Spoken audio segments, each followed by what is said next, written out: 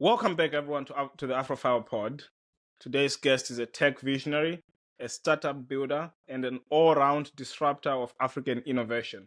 Bernard is the brains behind Onesha, a platform connecting Africans' top creative talent to the world, and Patika, which is a very powerful startup that is powering Sanifu, an AI tool that is automating manufacturing across the continent. I've seen it happening in the field, so I know this is some real stuff. The last time I was in Nairobi, I got a demonstration and I almost emptied my wallet to invest in this startup. From pitching to KCB's Lion's Den to joining Y Combinator, Bernard's journey spans Nairobi's hustle, Silicon Valley's grind, and everything in between. He's a founder, angel investor, and a mentor who is building, scaling, and giving back all at once in Nairobi and across the continent, as you realize. So, whether you're into startups, tech for good, or just love a good old story, this one could be for you. Welcome to the pod, Bernard. How are you doing? Thank you, Tara, man. I appreciate it for the nice introduction. Only that I thought today we are doing an Afropod. We should be on our African attire, man. So I had to pull that in into the podcast. Anyway, thank you so much for the introduction, brother.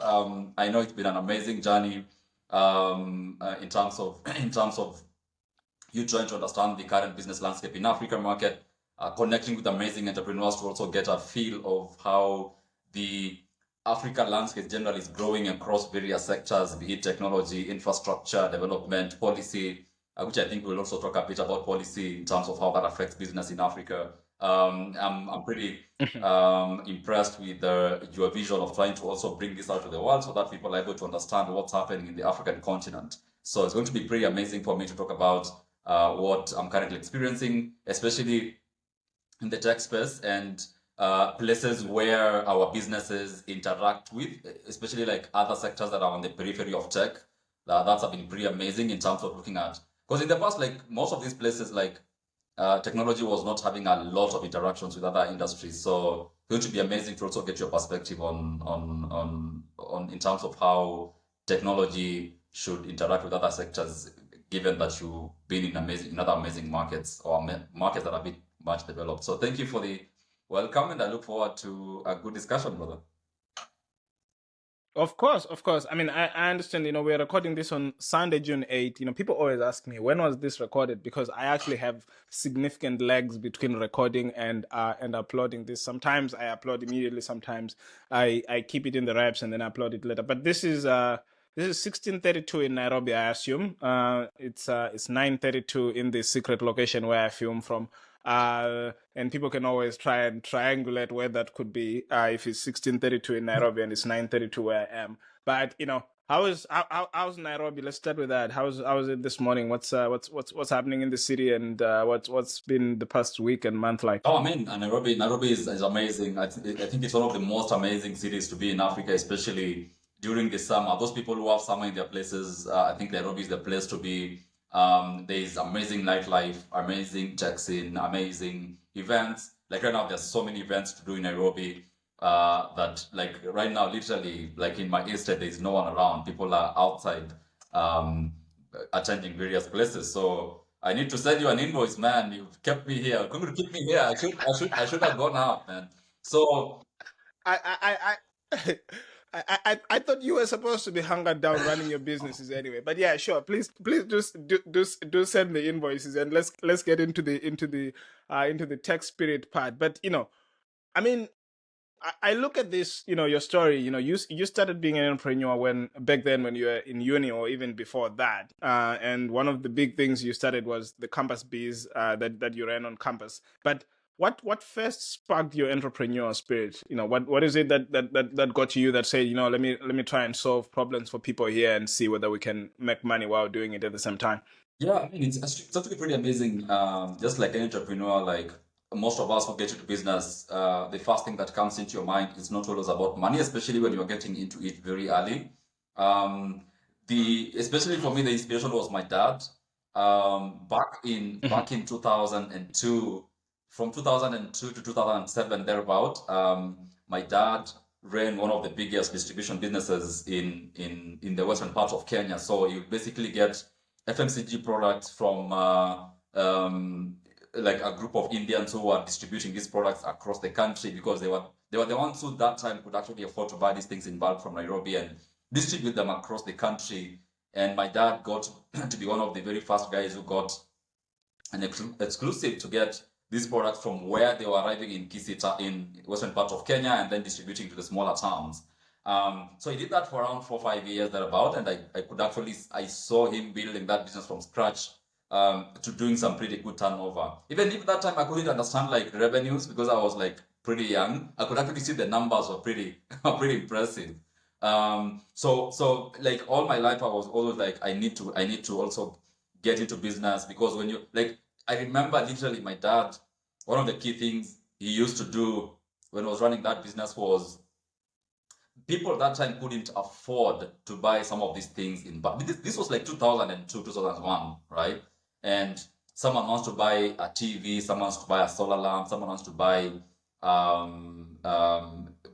cooking oil or whatever, but they can't afford it. So what my dad would actually do, he was telling me this the other day when we were just catching up, he was telling me like he literally used to lend people these items. So my dad literally started buy now, pay later way back. So people will come to the shop, they will like, I only have like 100 shillings, which is like just $1, and I want this item, but I'm not able to pay these things right now. Can I pay you once I get my paycheck in 2 or 3 weeks? Especially guys who are living on paycheck, government employees, civil servants essentially. So he used to lend them out. He used to actually give out these products to these people. And actually, you could actually see the impact that small act was actually having. And looking back when he was telling me that story, I went to see him a couple of weeks ago. You could actually tell you like people literally used to keep keep keep kids in school because of that small lending he was doing, right? People would come to the shop and say, give me a textbook, give me an exercise book. I'm not able to afford it, but he would give it out, right? So you could actually see the impact that business was having in the community. And I was like, I think this is something I also want to get into because you can actually see the change that you're having in people's lives. So all through my primary school, my secondary school, I was always trying to crack my mind around what type of business I should get into that has like a large impact in people's lives. So when I got into campus, I was basically playing around with a couple of ideas. I'm one of those guys who likes bragging that we went to the Alliance. Yeah, I mean, it's one of the best schools in the country. Actually, in East Africa, it's one of the best schools in East Africa that takes the brightest students from across the country, and you all put there. But when you get there, you are like, you start from the bottom because everyone there is like the best, right? So Yeah. when you're in that environment, your mind is sort of tuned to be extremely competitive, and you're basically like sort of trying to think from first principles and to also think from like problem solving perspective on any situation, right? So that type of mindset sort of got intertwined into my journey as a young guy and getting into campus. That kicked it right in. Like in the first year, I was able to spot the first business I should do, which was campus based. Um, you mentioned about it, and it's just brought in some very good memories. So when I got into campus, I remember just walking around campus, and I could actually see all these notice boards of people putting up things they're selling in campus. So someone was putting up, I'm selling a laptop, I'm selling my home system, I'm renting out a room. And I was like like the person who is selling that laptop is like probably getting an extremely limited reach because it's just a printer. Now, why not put this online for all campus students to see? So that's actually how the campus biz platform came about. This was like in 2014 thereabout, and platforms like Jumia hadn't picked up. Platforms like Gigi, which is like an exchange a classified site. The tech was very early, so I remember trying to, find out who else is building an e-commerce website, and all these platforms were just getting started in Kenya. So I hacked the platform together, put it up, and I think that time I was averaging an average of like 100 sign-ups a day, and it picked up quite well, and I ended up just selling it for a very small amount of money to a local retailer who was also into laptops. So it was pretty interesting. Interesting. You're being modest, I assume, when you say for a very modest amount of money. But Yeah, yeah. let's talk about before you sold it, though. I mean, there's obviously the transition of you admiring your dad, thinking business would be great. But I assume you faced quite a few challenges when you were starting your own first business as well. What were some of those challenges you faced that you would say, look back, you would tell the younger self, maybe you try to avoid this, or you try to to sleep less, or work more, which is which?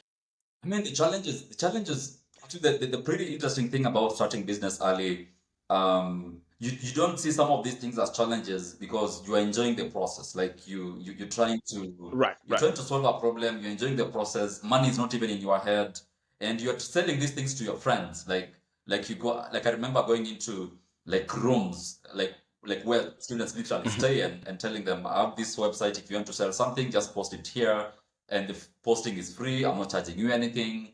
I remember I was paying for the expenses for that business from my government loan, right? So I used to pay hosting fees and all these things, paying a developer because at some point I got tired of coding and programming, so I had to pay a developer to build the site. Um, and that time, even the lack of funds to actually pay someone, to me, it wasn't like I didn't view it like as a challenge. I viewed it as part of the process or part of building the business. But looking back, actually, looking at those things on a micro scale, like lack of funds, lack of access to distribution, because like literally, I remember like by distribution I mean like getting guys to sign up with the platform. Um, I Yep. literally had to like go from, because remember how campuses are structured. Like you have School of Economics, School of Arts, School of Medicine. So you have to like walk from the School of Medicine to all the way School of Education, all the way School of Arts and Sciences. And I couldn't figure out like how to get the message out quite fast, because you have to go there and literally pitch to a class of students just before the lecturer comes in. So you're like, guys, I have this thing I'm running, and then the lecturer just comes in and, young man, go and take a seat, right? So actually, like distribution, like looking back, it sort of hit my head, like I was trying to also solve a problem, the challenge of getting the product out to users. Like, how can I get this product to as many people as possible? So looking back, those two main things still challenges even for my current business. Like, how do you crack distribution, and how do you crack out inbound sales? How do you maintain that continuous user signups every day? Like I remember, I wish I had those 100 signups every day for my current business. I was like, man, I was doing well that time. Um, so these things, I look them back and I'm like, those were challenges that time, but that time I viewed them as part of the process. But right now, like trying to build a solid business with revenue, with a team, you have to sort of solve these problems in layers. That time I was just doing them randomly, right? Because I didn't do that as Right, a right, business. I was right. like, I think this needs to be done, and it needs to exist in campus. So it was pretty interesting. So those challenges, I think anyone who is getting into business, be it early, you'll come across them, but you may not be conscious about them really until you come back and reflect. By then, I was actually trying to solve a sales problem, a distribution problem, a marketing problem. But that time, really, I wasn't very much aware of them. Fascinating. And I'm assuming it is because of Campus Biz that you finally ended up in the Lion's Den, and finding yourself competing with others and pitching. Can you tell us about that experience, and how that has sort of helped you in your entrepreneur journey? Yeah, interesting question. So campus base wasn't the one that I did in Lions Den. It was actually the business that was it was sort of was because it was inspired by that business. Because remember, I had sold that business for a very small amount of money, and next I was Yep. looking for now something big to do, because I was like, actually, someone can make money out of these things, like this whole thing that I'm enjoying to do, someone can actually make money out of it. So I remember trying to think about like, now I need to solve a bigger problem. I need to solve a bigger problem so that I have, in case I'm going to sell it, I make a good upside from it. Mhm. But that time, even like selling it wasn't like the motivation. I was like, I could actually see a bunch of students using that site to sell very interesting things. I remember there was one student who came to I think it was my room then. He was like, oh, by the way, I've been trying to look for the person who owns the site. I was trying to raise school fees for my end of year semester, and I was able to sell my laptop through my two laptops through your site, and I thought I should give you this $10. I was like, oh, interesting. Because at that time, remember, I wasn't charging anything. I didn't know how to pay. I didn't know how to integrate payments into the site. I didn't know how to run ads on the site. It was just something that was running, right? So that time, Yeah. I remember opening my email and checking like daily emails on new user signups and whatever. And then I opened and I came across this email from Safaricom. Safaricom, the owners of M-Pesa. I think most of the listeners here know M-Pesa. It's one of the largest mobile money transfer services in the world. And they were running this program where they were choosing students who are building amazing things in campus. Like they were like, oh, if you're building an amazing thing in campus, would love to come to your campus. You come and pitch, and we select the top three, and we give you guys some money. So I remember I was like, I need to apply for this, right? Because it seemed like very, very interesting. I was in second year then. I was in second year going to third year, I think. And I was like, okay, so but now they wanted you to apply with a project, right? Like you need to apply with a project that has users and you're at the stage of trying to validate the problem. And I was like, so there I remember they had like I think four days to deadline. And I remember like looking at a list of problems like, okay, what project do I need to apply with? Um, Remember, I was like, I need to solve a bigger problem. So in my head, I was like, let me look at unemployment. Unemployment is a big problem in the African market. Lots of people are currently trying to solve it. There were a bunch of classified sites that time that were actually trying to solve the problem. And they were solving it like using normal resumes, normal whatever. I was like, there must be an interesting way in terms of how this problem can be solved. What if you enable, so I was in my head, like, what if you enable a student start doing side jobs when they're in campus, or that by the time you're graduating, you have a bit of experience.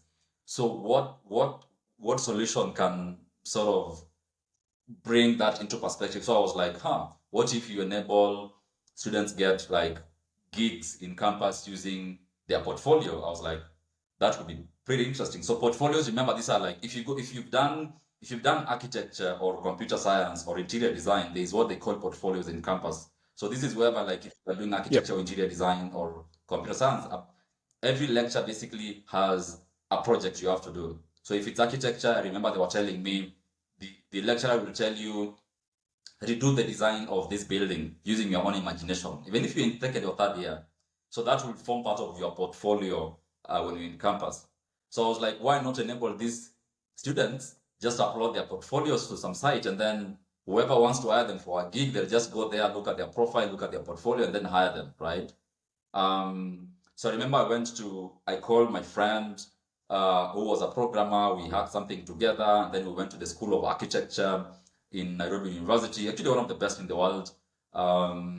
And I remember going to the second year class and asking the guys, do you guys have any portfolios, or any of you want to get like side gigs? But these side gigs will require someone to see your portfolio. So guys were like, of course, let's sign up. So the interesting thing was like, oh, guys tried to upload their portfolio the first time. It was so hard because remember, these are like files. Architectural, like files from architecture are heavy, man. Like they're like 2-3 GB thereabout, because they're doing these things on Yeah. ArchiCAD. They're doing on this architectural software. So we hadn't built a platform to handle that those level of files. So on upon pitching, and we got like a bunch of calls from students. Oh, like the files are not uploading. We are trying to upload this thing to your site, but it's getting a bunch of errors. I remember like it was almost 11 midnight thereabout. So I called my friend. I'm like, dude, like what did you build? Like this thing is not working. A bunch of guys are trying to upload the portfolios. I remember I got into the phone and he was able to basically hack something together. That was like 2 days after the deadline for Safaricom, the Safaricom M-Pesa thing, because we had to get users to use the platform before we sign up. So long story short, Yeah. we put something together. We applied for the Safaricom program. We got accepted into the program, and at the end of the program, we were one of the guys who were selected as the top 5 to receive funding from Safaricom. And then they're the ones now who enabled us to get into Lion's Den, because now they were like, you guys now need to make this bigger so that it doesn't just focus on students. Now focus on freelancers who have portfolios. You can have freelancers who are doing other projects in computer science, in design, in basically literally anything. And I remember one of the guys who was from Safaricom side was like, you need to make this like to be the Upwork for the African market. Like Upwork is huge in globally, and or Fiverr, right? Yeah. So you need to make this to be, because of Upwork, you go there, view someone's portfolio, and hire them. So yeah, we actually crafted it to look like Upwork, and that is what got us into Lion's Den by KCB Bank. Obviously, KCB, that experience was also pretty interesting because they're one of the largest banks in the region. They were actually pretty much looking for businesses and guys to invest in. So through that Safaricom program, we now transitioned into Lion's Den, which is a local adaptation of Shark Tank. So that was pretty interesting. We got in there. We got 2 million from one of the lions, and it was pretty interesting to work with that lion, and that now brought me right into the venture capital and actual startups world. Pretty interesting, you know. Yeah. Which I guess you are now also participating in on the other end, since you're an angel investor in something, and we'll come back to Yeah. that. But I'm guessing from what you're saying here, I mean, the business that got you into Lion's Den and connecting with freelancers and actually expanding it comes across as being very similar to one of the businesses that you then started, Onesha. You want to talk about that and how that transition, is that how you then founded Onesha, or those are still two interlinked businesses? Actually, that is the business now that now transitioned into Onesha. If you look at Okay. our Lions Den video, we had three guys. That was myself, my tech guy, and my other sales guy. So that is the business now that obviously now eventually became Onesha, the platform. And the reason why we now sort of unbranded it, not to be focused on students, it was like we now need to make this a global platform. We need to make it, because we wanted to get projects from overseas, so that we give these projects to local freelancers. Even local businesses were actually using our platform to basically get gigs done, because it was pretty cheap. Um, Right. once we got, so before Lions, then we did a bit of rebranding. That's when we actually came up with the name Onesha. Onesha is a Kiswahili name that means to show, and it was basically anchored on the fact that we want to enable African freelancers to show what they're capable to the world. And we wanted now, upon of course showcasing anyone, basically, be it someone in San Francisco wants to have design done, be it someone in New York wants to wear a local designer. Because remember, there were some brands that wanted to launch in Africa locally, but they couldn't find good talent. So we were like, we want to be the platform where basically anyone who wants to hire African talent, you can just come and find all this talent there. So we branded the whole business into Onesha. We did a very interesting projects. We worked with some very interesting brands from the US, slightly medium businesses who are spending pretty good amount of money, and that is also the same business which we also raised. After Launch, then we also raised another round from European investors for Onesha. They're actually European investors who wanted to do impact investments into African startups, and we fit that profile because we were creating employment, we were getting guys and a living and things like that. So I think Onesha was one of the most impactful businesses I actually ever did, because you are literally, I remember guys sending me inbox which actually have like, man, like without you I couldn't have paid school fees, because like literally you're paying someone for a gig, like exposing their work to the world, and you're paying these guys, right? So that actually Yeah. sort of tied to the first thing I said earlier of like, I've always wanted to do businesses that are very impact focused. Like you're creating employment, you're helping people earn money, you're helping businesses bring in efficiency, because you can actually see the joy in someone's eye when they're telling you the impact their product has had in their business or in their personal life. So it's pretty interesting. So the business got into Launch then, and that is the same business that we raised capital from some European angel fund. Interesting. And you talked about the team that you had when you're pitching, the sales guy who you had, and the tech guy who you had. how did you go about sort of like bringing up the initial Onesha team, and in subsequent businesses as your strategy changed of how you look for your teams and co-founders and initial employees and stuff? Yeah, so the my initial co-founder actually, this is someone that I knew from my days in high school. We went to high school together. We did a lot of things together in high school, and I remember trying to find my technical co-founder for that business, and I remember going to LinkedIn and trying to check like in my network who is a technical person. This was like an age where even building a website was really hard. Like not nowadays you can build a website with just a simple prompt. That time it's like, man, like you had to get someone to build the website, do integrations for you. It was just hard. Just looking back, it was like that single skill has been sort of been eliminated by a prompt. Pretty interesting.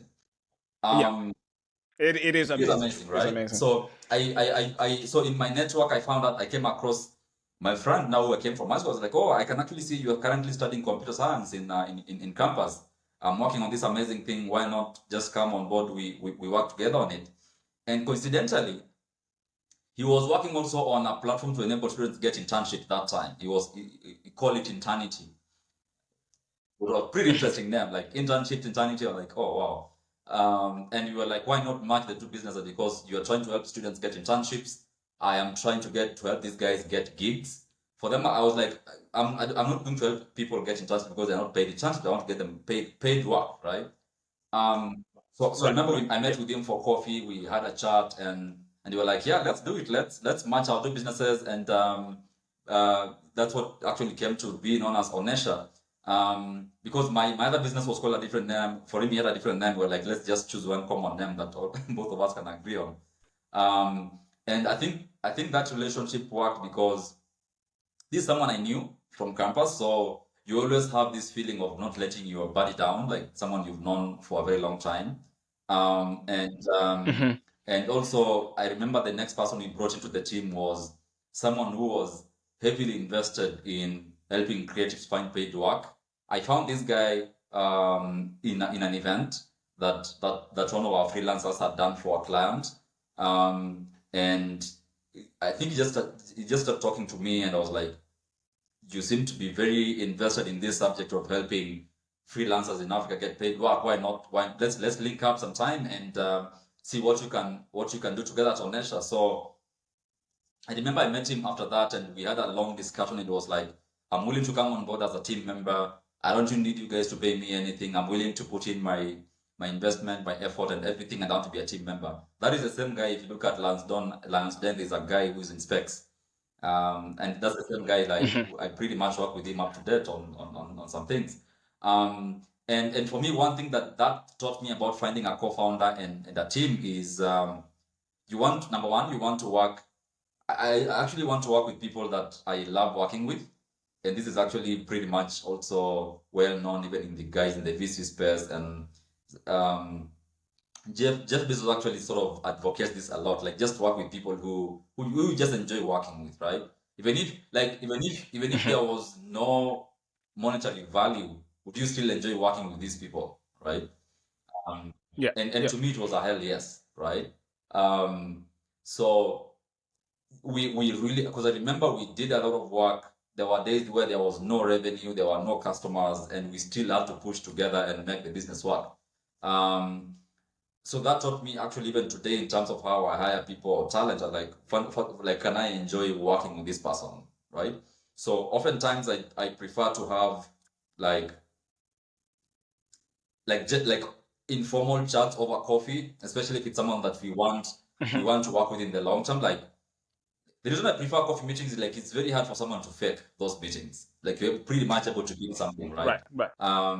Like this guy, I met him in an event, the guy that I'm telling you about. And that event was pretty informal. He was like himself, it was like everything. Like he was telling me his raw truth, right?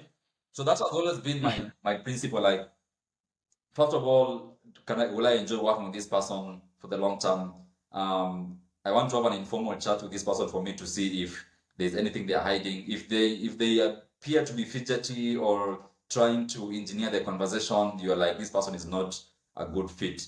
And also, like, you also want to gauge like the long-term thinking of someone. Like, these are guys who wanted to do this thing for the long term. Like, these are guys who wanted to solve a problem that you cannot just solve within. Unemployment is really hard to solve in Africa. Um, Right. so you can't just wake up and say, next year we'll make a lot of money from solving unemployment. So we have to think in terms of like 3, 5, 10 years limit. So all these guys were long-term thinkers, and I was like, these are guys I would actually enjoy working with in the long term. Even if we have disagreements, at least we aligned on the mission, right? So it was like we have to be aligned on a macro level. So like on the micro details, you can disagree here and there, but on the macro picture, you have to be like super aligned in terms of where this business is going. So even right now, when we're hiring for people, you have to look at, is this person able to form a mindset, or are they in the thinking framework that is like 3, 5 year horizon maximum? Because of course you cannot tie down an employee to a 10-year plan, but are they able to tell you what your business could be in 3 years? Because if they give you that, then they can problem solve using long-term thinking, right? They won't be looking for short-term Yeah. fixes. So that's actually how I look at like how to get teams to work with, how to get even my current co-founders for Sanifu and Patika, they're guys like I knew in campus, right? And we actually did a lot of work with them in Onesha because we used to actually outsource work to them. They were like one of the freelancers on our platform. So all my business I've always like try to at least work with people that I know and people who are very long-term thinkers. Makes sense. Makes sense. And you brought in Patika and Sanifu there just as I was about to start on that. But tell us about that business. That seems to be the one that keeps you awake these days, and that's making you leave the city and travel the world and try to grow it. What's happening there? Tell us a little bit. Yeah, I mean that was pretty interesting. So I did Onesha for 7 years.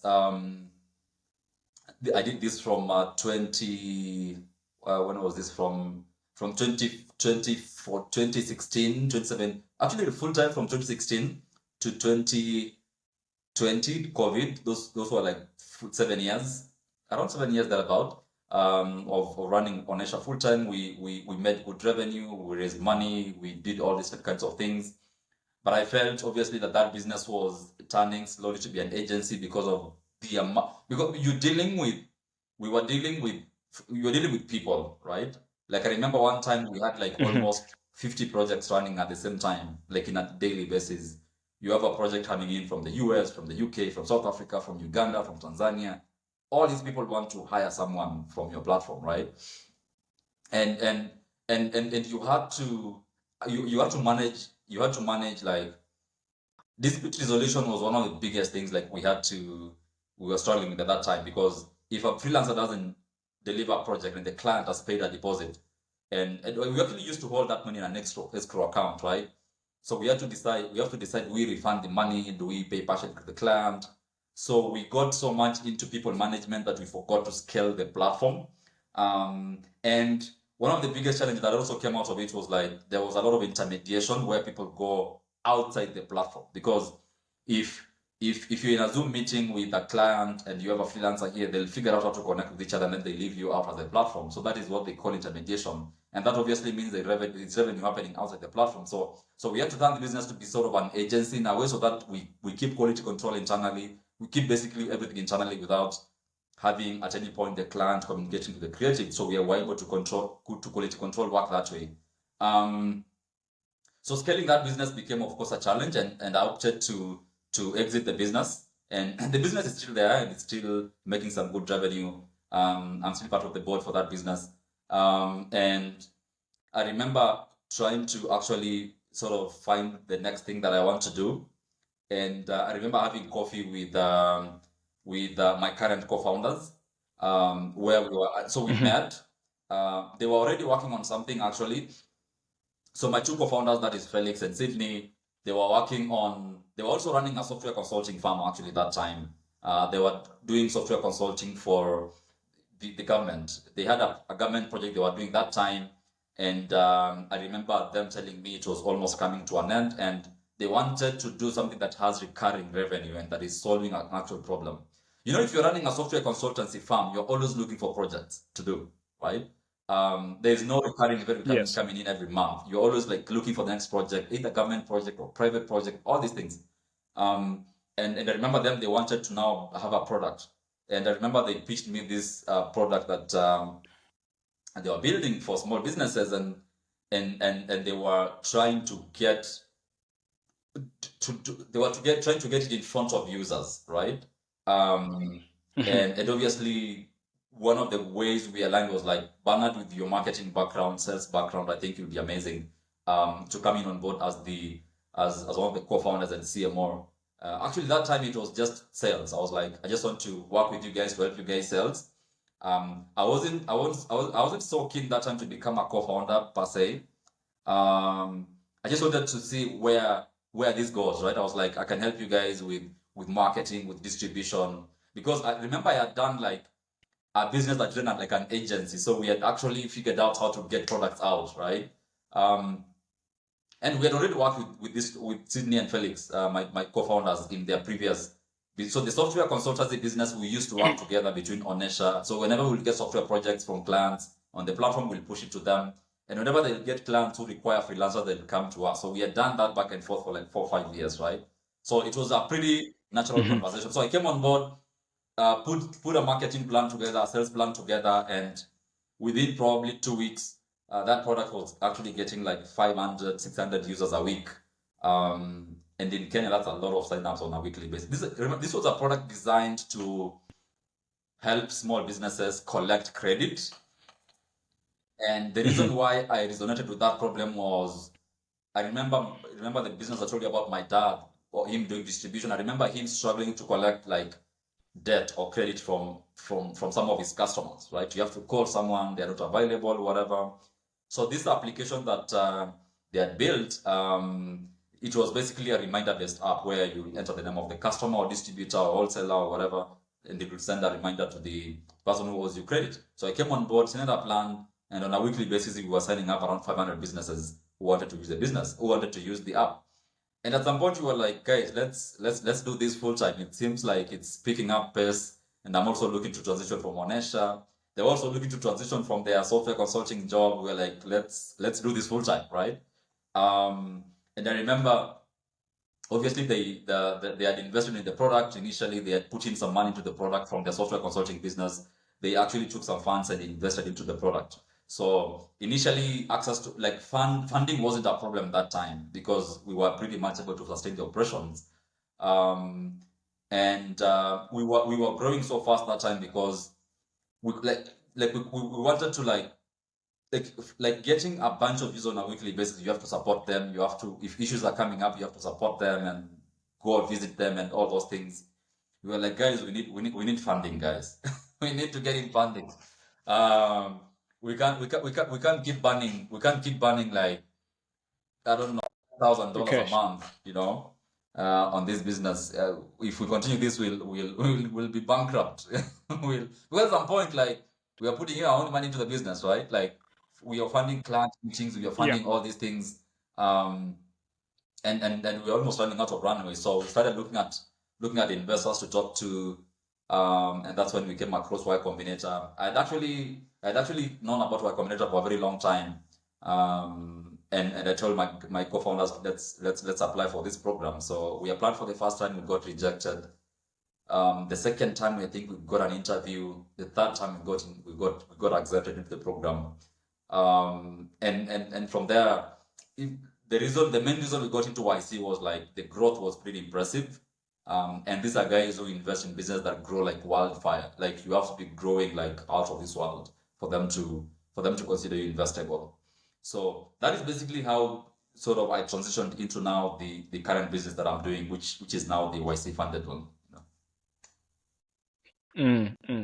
And this business, I mean, just in bare basic terms, as I understand it, you are seeking to help automate some of the manual processes that are involved within the value chain. I think when I was in Nairobi and you took me to one of the sites Yeah. where you were essentially having this these people who are distributors or wholesalers, but they have a lot of invoicing that happens every now and then, and they're distributing to various shops across just in the greater Nairobi area.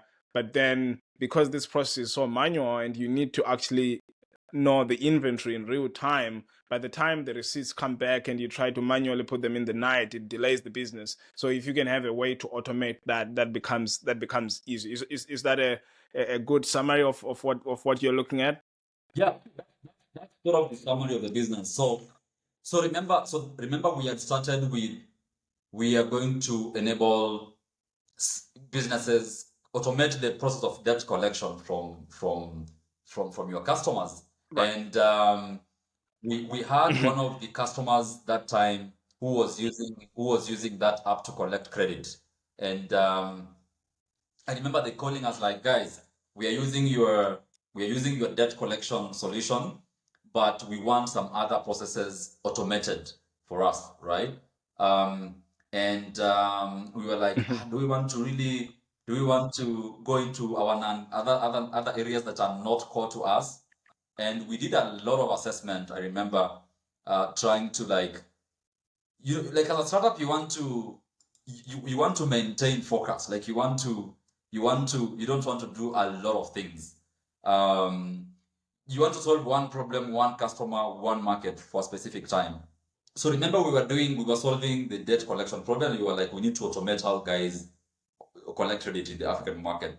Think of it like, well, it's like, yeah, you are a typical family or you're a typical small business.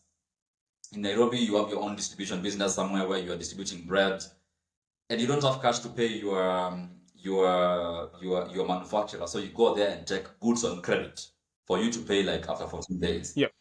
So remember, if you're a manufacturer, you have to call. If you have 20 guys who are taking things on credit, you have to employ a team that has to be calling these guys. Man, your 14 days is up. You need to pay. So that is the problem we're trying to automate. So we were like, let's do the most basic way to solve that problem is to automate with reminders, right?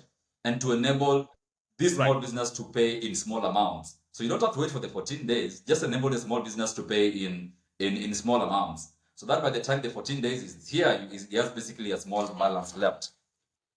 So and obviously that is what actually impressed the YC team, because it's a huge problem in the African market, be it whether in Lagos or in Nairobi or Johannesburg or Durban or whatever.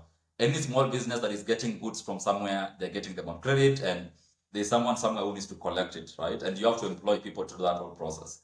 So we did that, and we at the peak of that business, we had like 50,000 businesses using it on a daily basis. I remember at some point we had like almost 100 million shillings worth of debt recorded into the app, not collections, just the recordings. That means like that's the amount of money that needs to be collected from businesses. And so I got this call from one of our clients. We're like, guys, you guys have automated this for us. Our accounts payable, our accounts receivable team are loving the product, but we are having this other problem where we are trying to automate sales order processing, where we need to automate how we process orders from our customers. We need to automate part of invoices, invoice collection as well. We have an ERP, but it's not working as it should. Are you guys able to just come by and see what's up if you're able to solve this? So I remember we did a lot of assessment on that use case, and also, I mean, the call also came in at a good time because we were in the middle of a pivot. We wanted to pivot from serving small businesses to serving enterprise because of profitability and runway. So you were like, let's just go down there and explore this problem further. So we went to the plant where I took you. That is the customer who called us. So we went to the plant. We met with the team. So remember how far we drove. So we drove all the way from Nairobi down to Thika, and we went to this plant. They showed us their process, like how an order comes in from the customer, how it gets processed, how it gets to because when you get an order, remember you are processing chicken, it has to get to the processing facility, right? So there are a lot of inefficiencies there. Like even if there's like a 5 minutes delay in that process, you might not deliver an order. Remember, this is a process whereby you're delivering an order worth $100,000 to a customer, right? This is like a bulk purchase. And they have given you a schedule in terms of when you should deliver that product. Typically, this actually how supermarkets operate. Hypermarkets all over the world, that's how they operate. Be it Tesco, be it Walmart, be it Woolworths, whichever.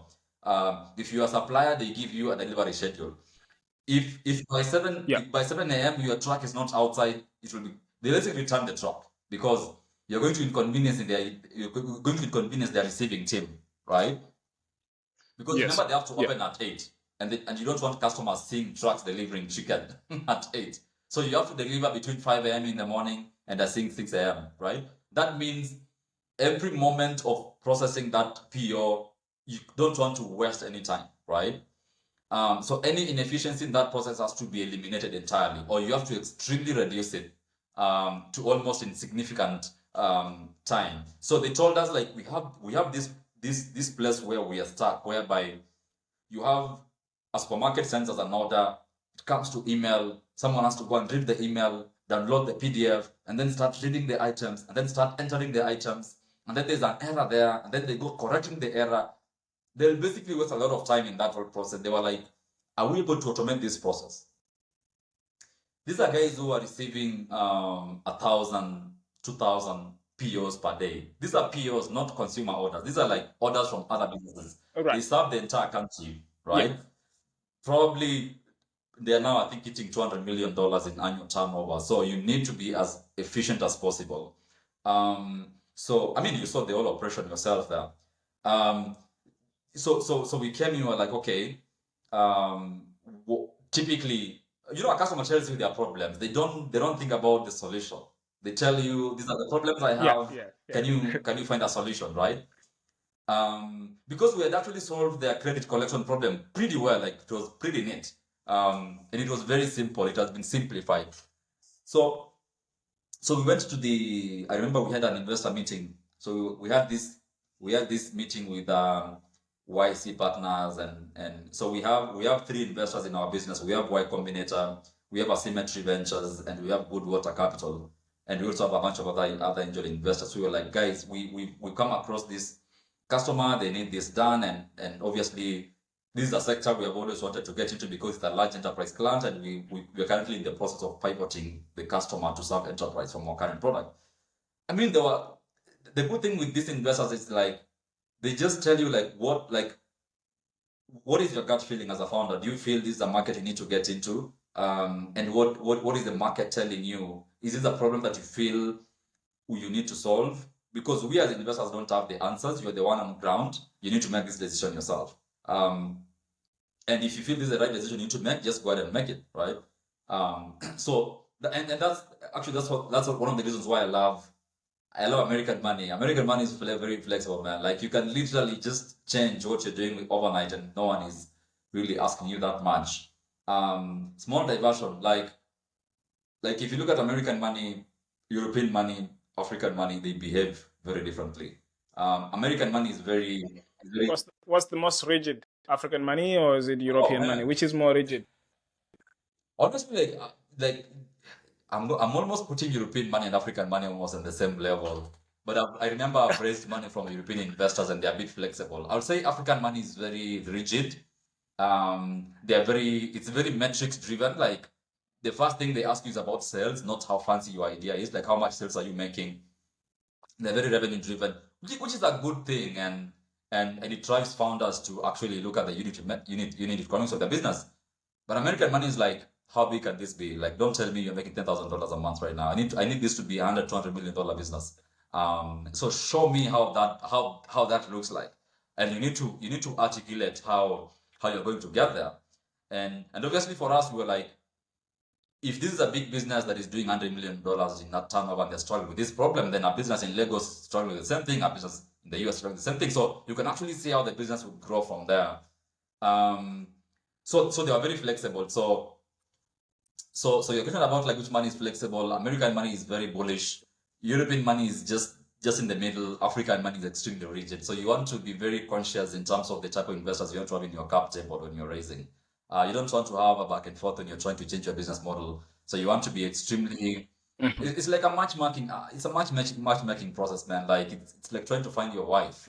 You don't want to get married to someone who is let me say inflexible, Please don't say right? African. Inflexible, like someone who is tying you to a very specific way of making a decision as the husband. You want to have some flexibility in the marriage, and I find an American money to be a very good fit for founders because they're very flexible. They tell you to go after the biggest market possible. They're not limiting you to like small dreams. They're telling you are serving Nairobi. Why not serve Africa? Why not serve West Africa? Go to South Africa. Like serve this entire market, right?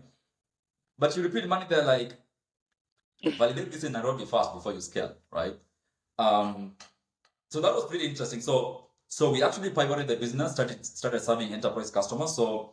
So we were this was like now like 2 years ago.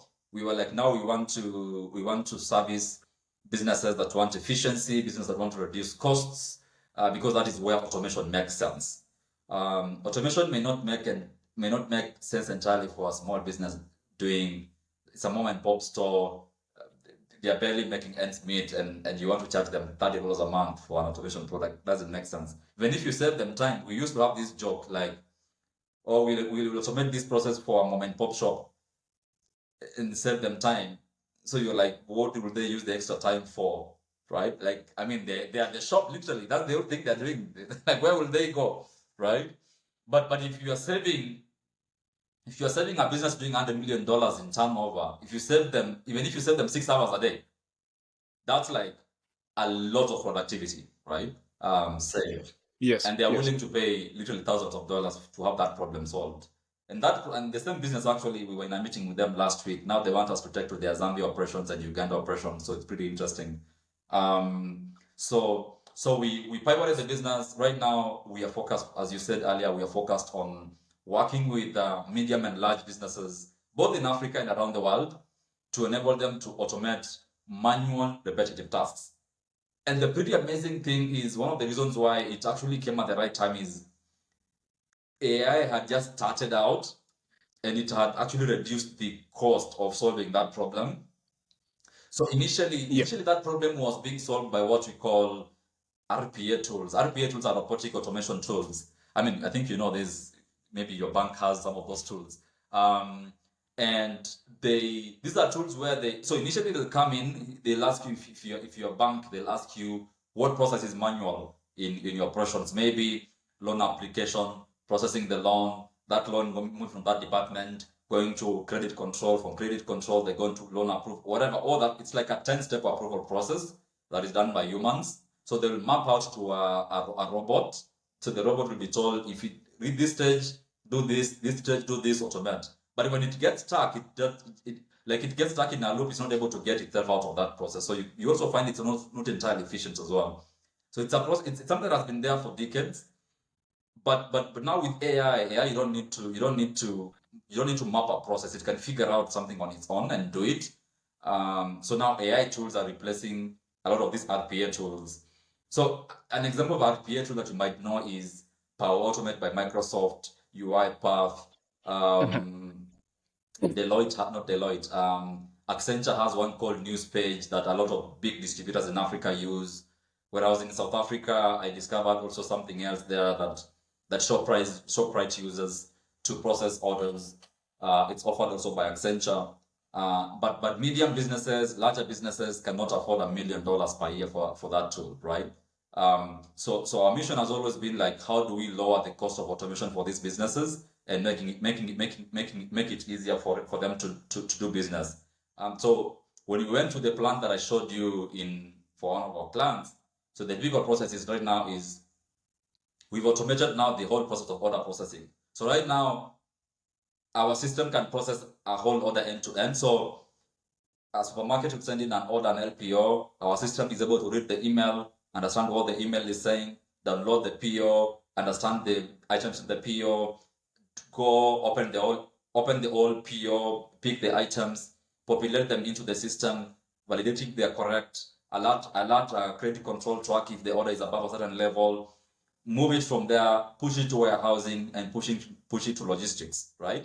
That whole process that 20 people used to do now can be condensed to a process for 10 people. That means if a company had 20 people in order processing, they can now just have 10 people doing it, and then the other 10 people can go to other roles like customer service or merchandising or ground operations. That means you've been able to actually help that business increase their sales.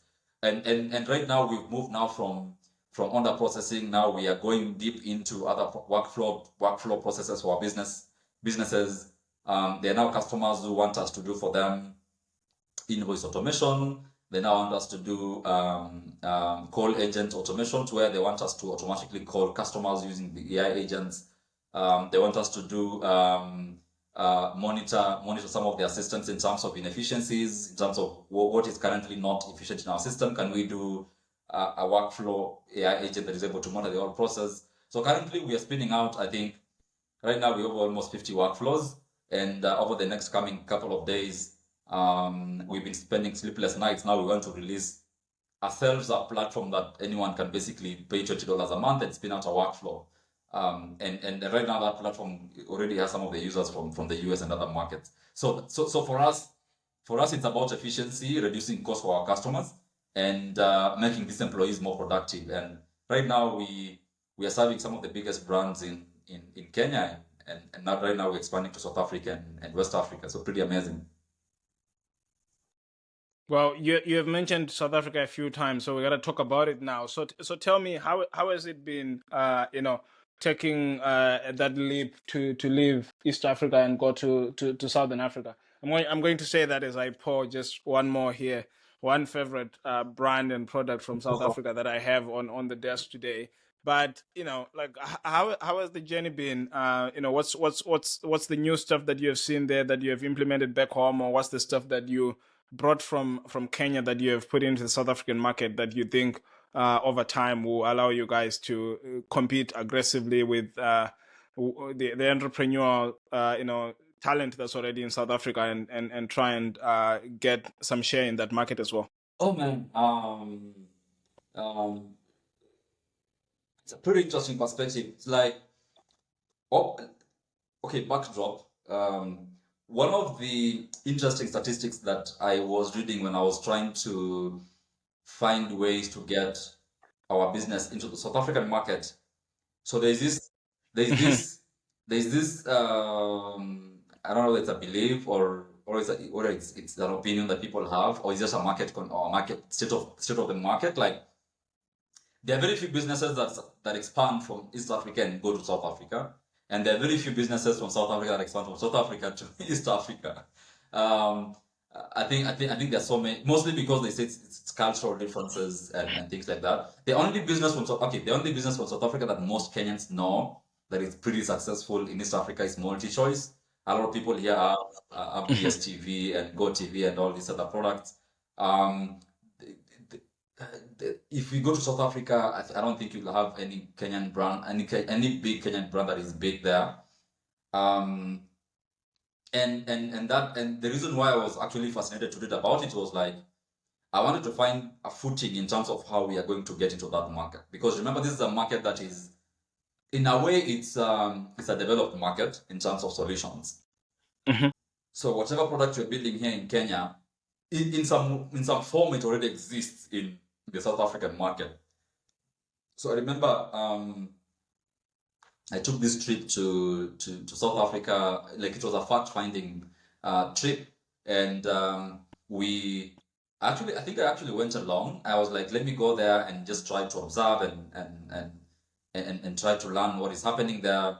Obviously, that is the time that I had some friends there. I knew some people there, so I knew my way around the market. So when I was there, I was just asking a couple of my friends questions. I had a very good friend there who really helped me get into that market. She's our mutual friend, I think you know her, and I got a lot of insights from her in terms of how the market behaves, how people there buy products, and she was able to do for me a couple of introductions. And the amazing things I learned about South Africa is, number one, brands attract brands. Like, if you're solving a big problem, and you don't have a big brand using your solution already, it's going to be very difficult to convince another person to buy that solution. So they have this thing they call brands attract brands. And number two, it's also the cultural differences. Like I remember trying to explain how the sales process in Kenya works. It's entirely different from how the sales process in like not the sales process, the LPO ordering process from a supermarket or manufacturer. It's very different slightly different in South Africa because they use some exchange in the middle that process documents. This is Shoprite. Shoprite have some solution that they currently use to process documents. I think it's offered by Vodacom, pretty public. And I remember just trying to think, okay, how do we now compete in this market where you're trying to sell a solution where there are other players in the market already, you need to find that footing, you need to find an edge. So I used that first trip just to learn. The second trip I did, we got a local person who was based out of Cape Town. We had to get someone who has like local knowledge, local understanding. They understand the buying processes, they understand the relationships. And also, like another thing about South Africa is a highly relation-driven market, especially if you are selling to large corporations. You can't just pop in and sell something. You have to be referred by someone. Either you have to be an existing supplier or you have to be referred by someone. And remember, like one of the reasons why some of these big companies in South Africa don't like buying from new suppliers is they operate as a group, right? I mean, you're from Zimbabwe, and you know most of these companies I'm pretty sure, like, if you come across any South African brand that people know, it exists within a larger group, right? So Yes. imagine if you've had a meeting with a manufacturer and they have to tell you, oh, we have to check with our group chief executive, IT manager. That's a whole process, man. So you have to get someone locally who understands how a group works. So you have a group that is serving the whole of South Africa, and then you have subsidiaries serving the various provinces, and then maybe you have another division that is serving another part of Johannesburg. So it's extremely structured, and either you have to have local partners who understand that structure, or you have someone who has a consultant or a local business person, a local business development person to help you break into that structure. So I went there. So we got someone on ground. He's called Enrico, a very amazing person. He lives out of Cape Town, and I told him I have to come there and you show me around. So he was like, "What I'll do to you, Bernard, is I'll set up meetings for you." So we worked within the course of 2 weeks to set up meetings with manufacturers and distributors. So he set for me a bunch of meetings with some amazing brands. In that trip, I learned a lot. I mean, I spent a lot of time in Cape Town. I spent a lot of time in Pretoria. I went to Johannesburg, just meeting with these different businesses just to understand how they operate. And when I was on ground, I was like, so this is how we need to position ourselves, this is how we need to operate. And obviously, like they also have a lot of regulation in terms of how you need to run your business there, mostly because of the black economic empowerment. Economic empowerment Yeah, laws. economic Yeah. empowerment law. So when you're setting up a business there, you have to be extremely conscious in terms of how you handle that. So you have to bring in people who have that local knowledge about how to structure the business so that it meets the laws, and to ensure that you are creating employment for the local economy. And we have to get someone who understands that process, right? So you remember that trip, the guy just took me everywhere, right? So it was a pivotal moment actually even in Sanifu's product development journey. We were like, if we need to make this product scale, we have to be global first. We have to think global first. Like, can someone in Durban use it? Can someone in Johannesburg use it? Can someone in Cape Town use it? Can someone in San Francisco use it? Can someone in London use it? So when you're designing the product, you're designing it with a global perspective, but with a bit of local context as well, right? So obviously we've been working with our South African lead for us to lock in some business, and we're happy that we've locked in some interesting pilots there. We have some pilots running with some of the one of the pilots that is running there is with one of the largest pharmaceutical companies, based out of Cape Town as well. They get like they have like a team of 40 clerks, and they're currently spending $500,000 on to retain those 40 clerks, and they get all this, they get almost 100,000 documents a month that get into the ERP, and they want to automate that whole process. And I remember them explaining to us like how they've been trying to solve the process with a bunch of tools and how expensive it's been. And they were like, if we're able to solve this with a local solution that is built in Africa, guys who understand how processes here work would be amazing. Because for me, I can basically, they had tried some solutions from the US, London, and like for them, they wanted someone to fly there and see their solution. They were like, we can't fly there from New York and to come and meet you guys, and we're not going to make a lot of revenue. But for me in Nairobi, I can just, over a weekend, I'm just there in 4 hours. So to them, it was a no-brainer. I think like one of the key things that really helped us to understand that market is to be there physically, to just understand the dynamics, to be with locals, hire a local team, have someone who understands decision-making process, have someone who was that local dialect, right? There's always someone that where you need to just, you need to know someone's sweet spot in when you're selling to them. So you need to know what is that thing that they care about, and you can't do that when you're seated in Nairobi, right? So that market has taught us a lot, and we're still learning, you know. That is quite fascinating. I'm sure we'll continue following the journey and hearing how you'll be doing in the South African market. Southern Africa is a pretty lucrative part of the continent to do business in. So if you come there, we welcome you with both hands. Just don't come to Zimbabwe. We have much more aggressive competition. You might not survive. You might lose your money to savvy entrepreneurs like some of us. But anyway, let's go back to East Africa, and take sort of like a macro view for a while. What is the biggest opportunity right now that's happening within the East African region? I mean, I think when people think of East Africa, there's always a semblance for tech, at least for Nairobi, and then there seems to be a lot of agriculture and processing happening.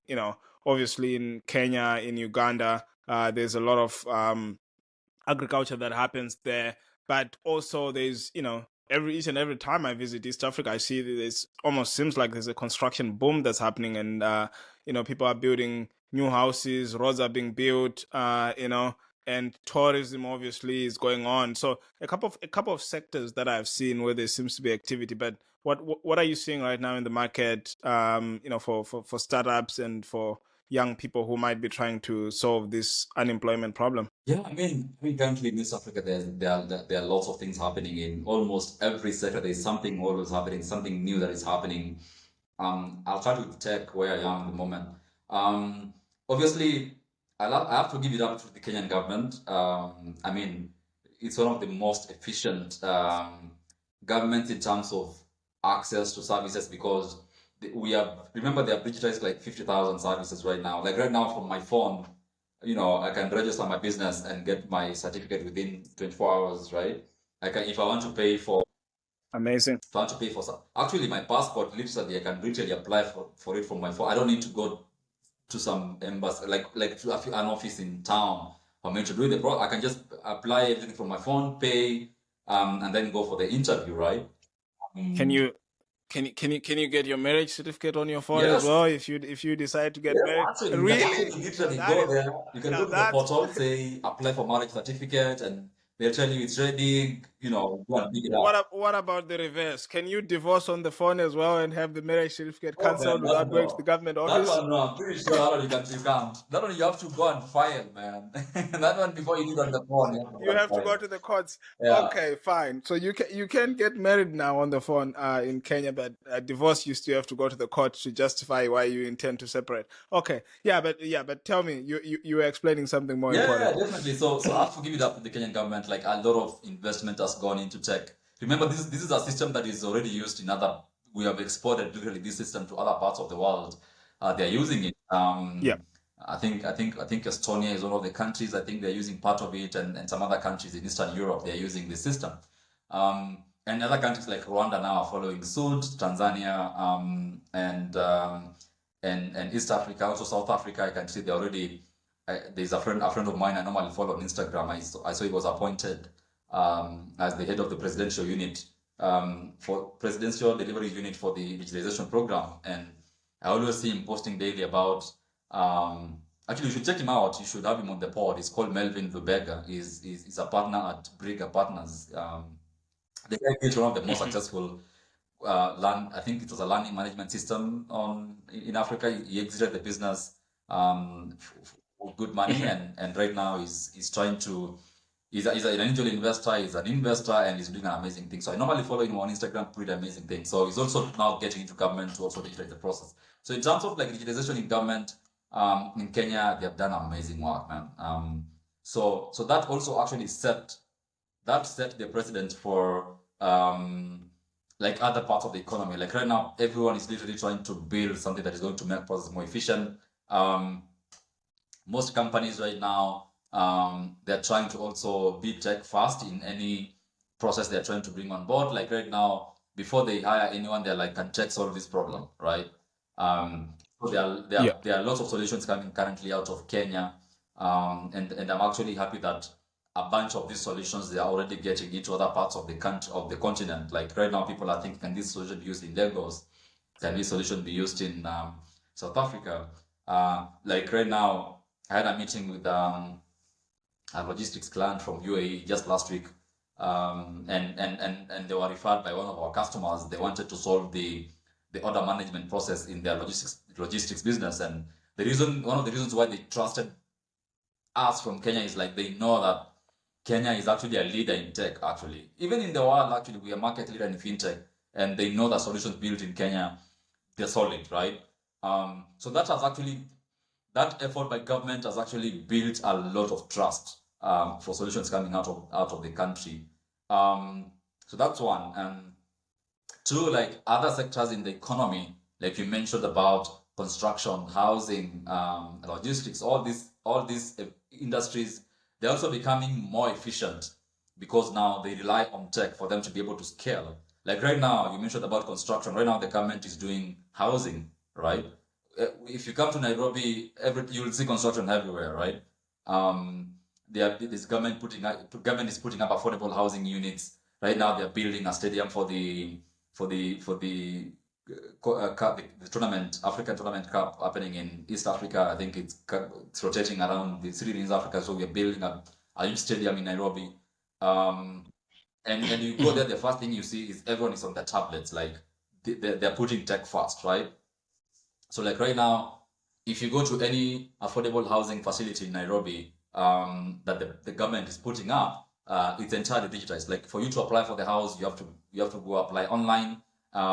Payment is online. That means they have eliminated corruption, a bit of corruption there, and you can literally get your house within hours by just applying online, and then you are located. Even the tax system, also in Kenya is one of the best in the African market actually because it's entirely automated. So all that has brought in efficiency in other departments, in other areas. So if you go deep into other places outside tech now, talking about construction or logistics or telecom.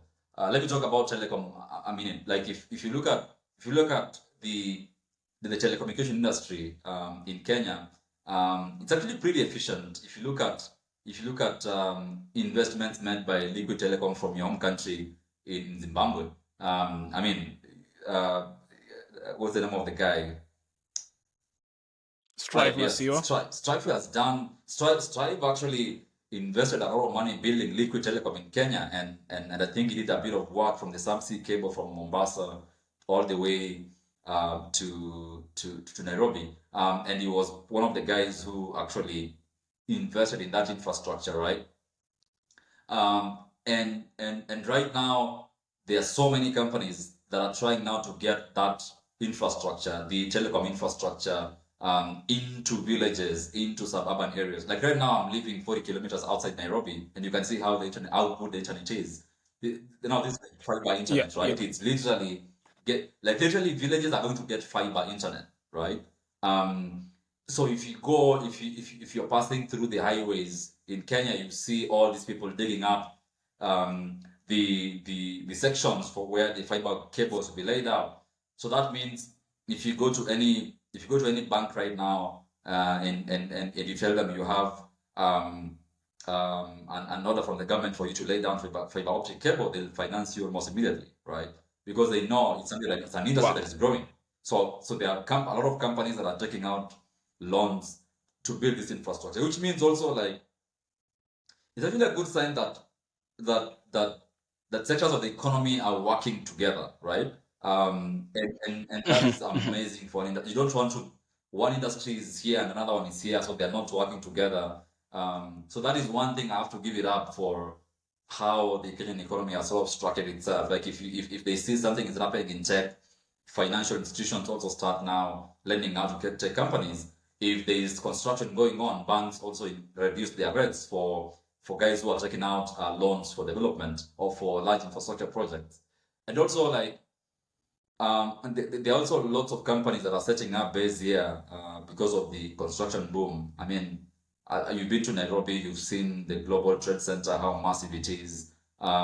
It's built by the Chinese, I think. I think it's by Avic International, and they were like, "We believe Nairobi will be the financial capital for Africa in the coming years." I mean, also, it's not a false statement because right now, the UN is moving the entire staff to Nairobi. I think you saw the news. All the 2,000 or so Yes. staff from the UN are moving to Nairobi because it's a fast-growing city.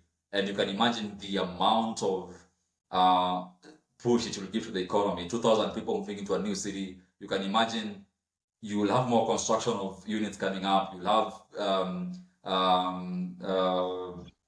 High higher spending. spending, exactly. The foreign direct exchange is going to be pretty good. Stabilization of the Kenyan shilling will also be pretty strong. But also there are downside effects because like if there are 2,000 people going into a city, rent is going to be pretty high for those areas, right? So it might push out some guys who are able to afford Yeah, yeah, those yeah. places. So generally like Nairobi alone has a lot of things happening, and if you're a smart entrepreneur, you pretty know where you can fit in. So if you're in construction, you'll find something. If you're in tech, you'll find something. If you are in insurance, you'll find something. If you are in logistics, you'll find something. Also, to just mention something in logistics, when they were doing the fiber cable that I was telling you about, I mean, it's also following the new SGR, because they know like a bunch of businesses will be set up along that SGR, the standard gauge railway. You can also see how that is actually working together. Like if you're putting up a standard gauge railway, then technically you need to put fiber along the way because it will spur up economic growth in those areas.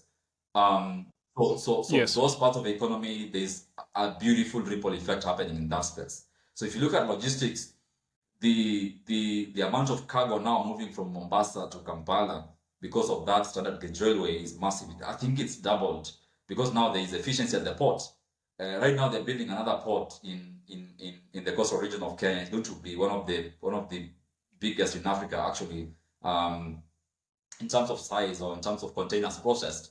Um, that actually creates, if you're getting into logistics business, it's going to be a good field day for you because you're able to move more cargo from the coast of Mombasa to the other parts of East Africa. Because remember, Mombasa serves other areas. It serves Kampala in Uganda. It serves Congo partially, the part of Congo that is slightly into Uganda. It serves South Sudan.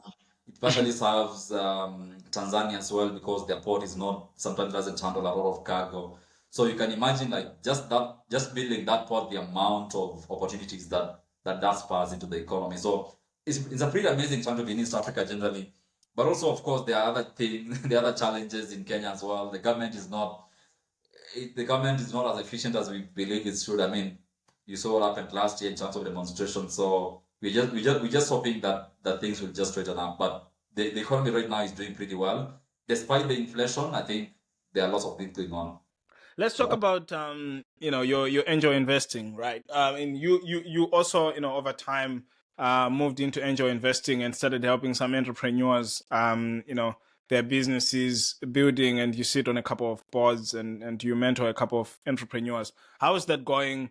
And would you say, I think what I'm very interested in is figuring out whether you think there is a specific space for Africans who might live in the diaspora and they are told, well, you put your money in some stock market in the diaspora that grows at 5%, or they could try to experiment putting their money in a stock market back home that might also grow at a faster rate. But maybe they could be interested in saying, is there a platform for someone sitting in London, or someone sitting in San Francisco, where they say, I'm African, I want to see if there's a platform where I can go and support other young African entrepreneurs, and I want to put in a piece of my savings, and see whether that works out or not, especially if the businesses have as much impact as the businesses that you work on and the businesses that I know that you support and mentor.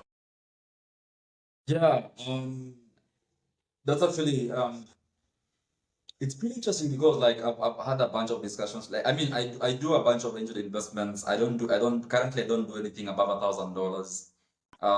These are investments that I'm just doing from my own disposable income if I come across an amazing project, because I've been there before, and when you come across an interesting project that someone is working on, and it's a passionate founder, and they want some little money for them to be able to push forward, I mean, I'm happy to support where I can. But I do this through something I've set up with my brother, where we channel the funds from. So all the projects I'm currently doing, or I'm currently investing in, we currently now have a portfolio of around five businesses we have.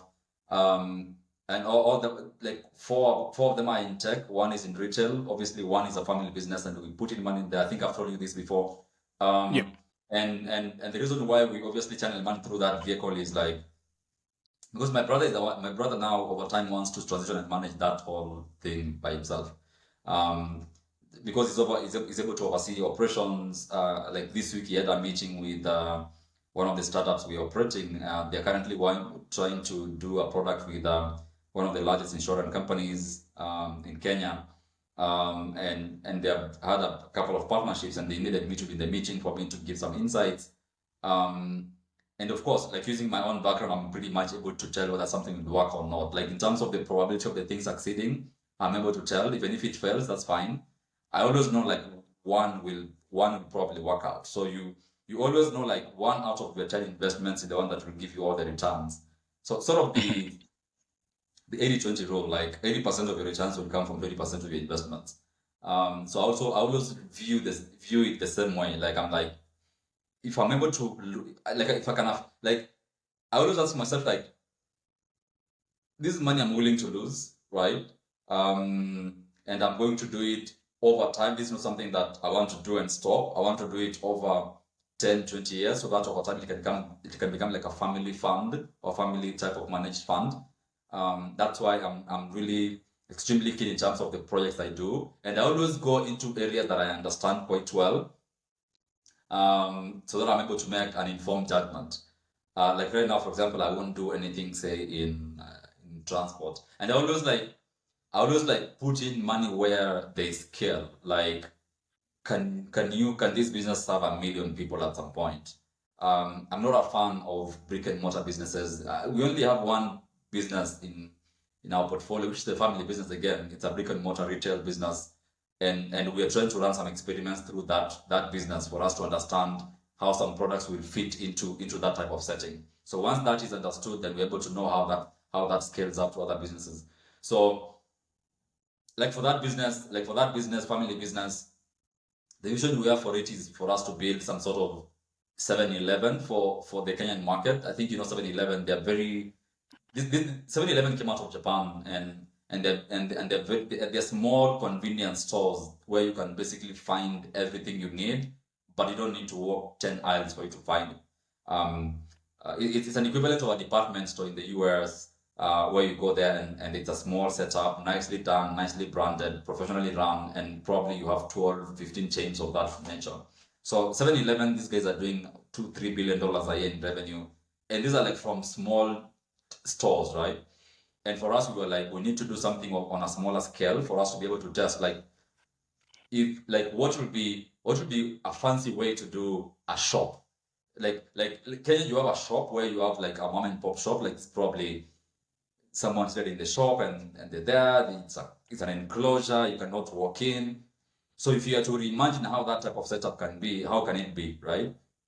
Obviously, you'll have a normal retail section. You'll have a financial services section as a must because there's agents in banking in Kenya. So you need to have a financial services section. You need to have a section for someone sitting down to have coffee, whatever. So how would that look like? So you do as a very, we did as a very small store for us to be able to run an experiment for us to see, okay, if we were to do 15 of these stores, how would they look like?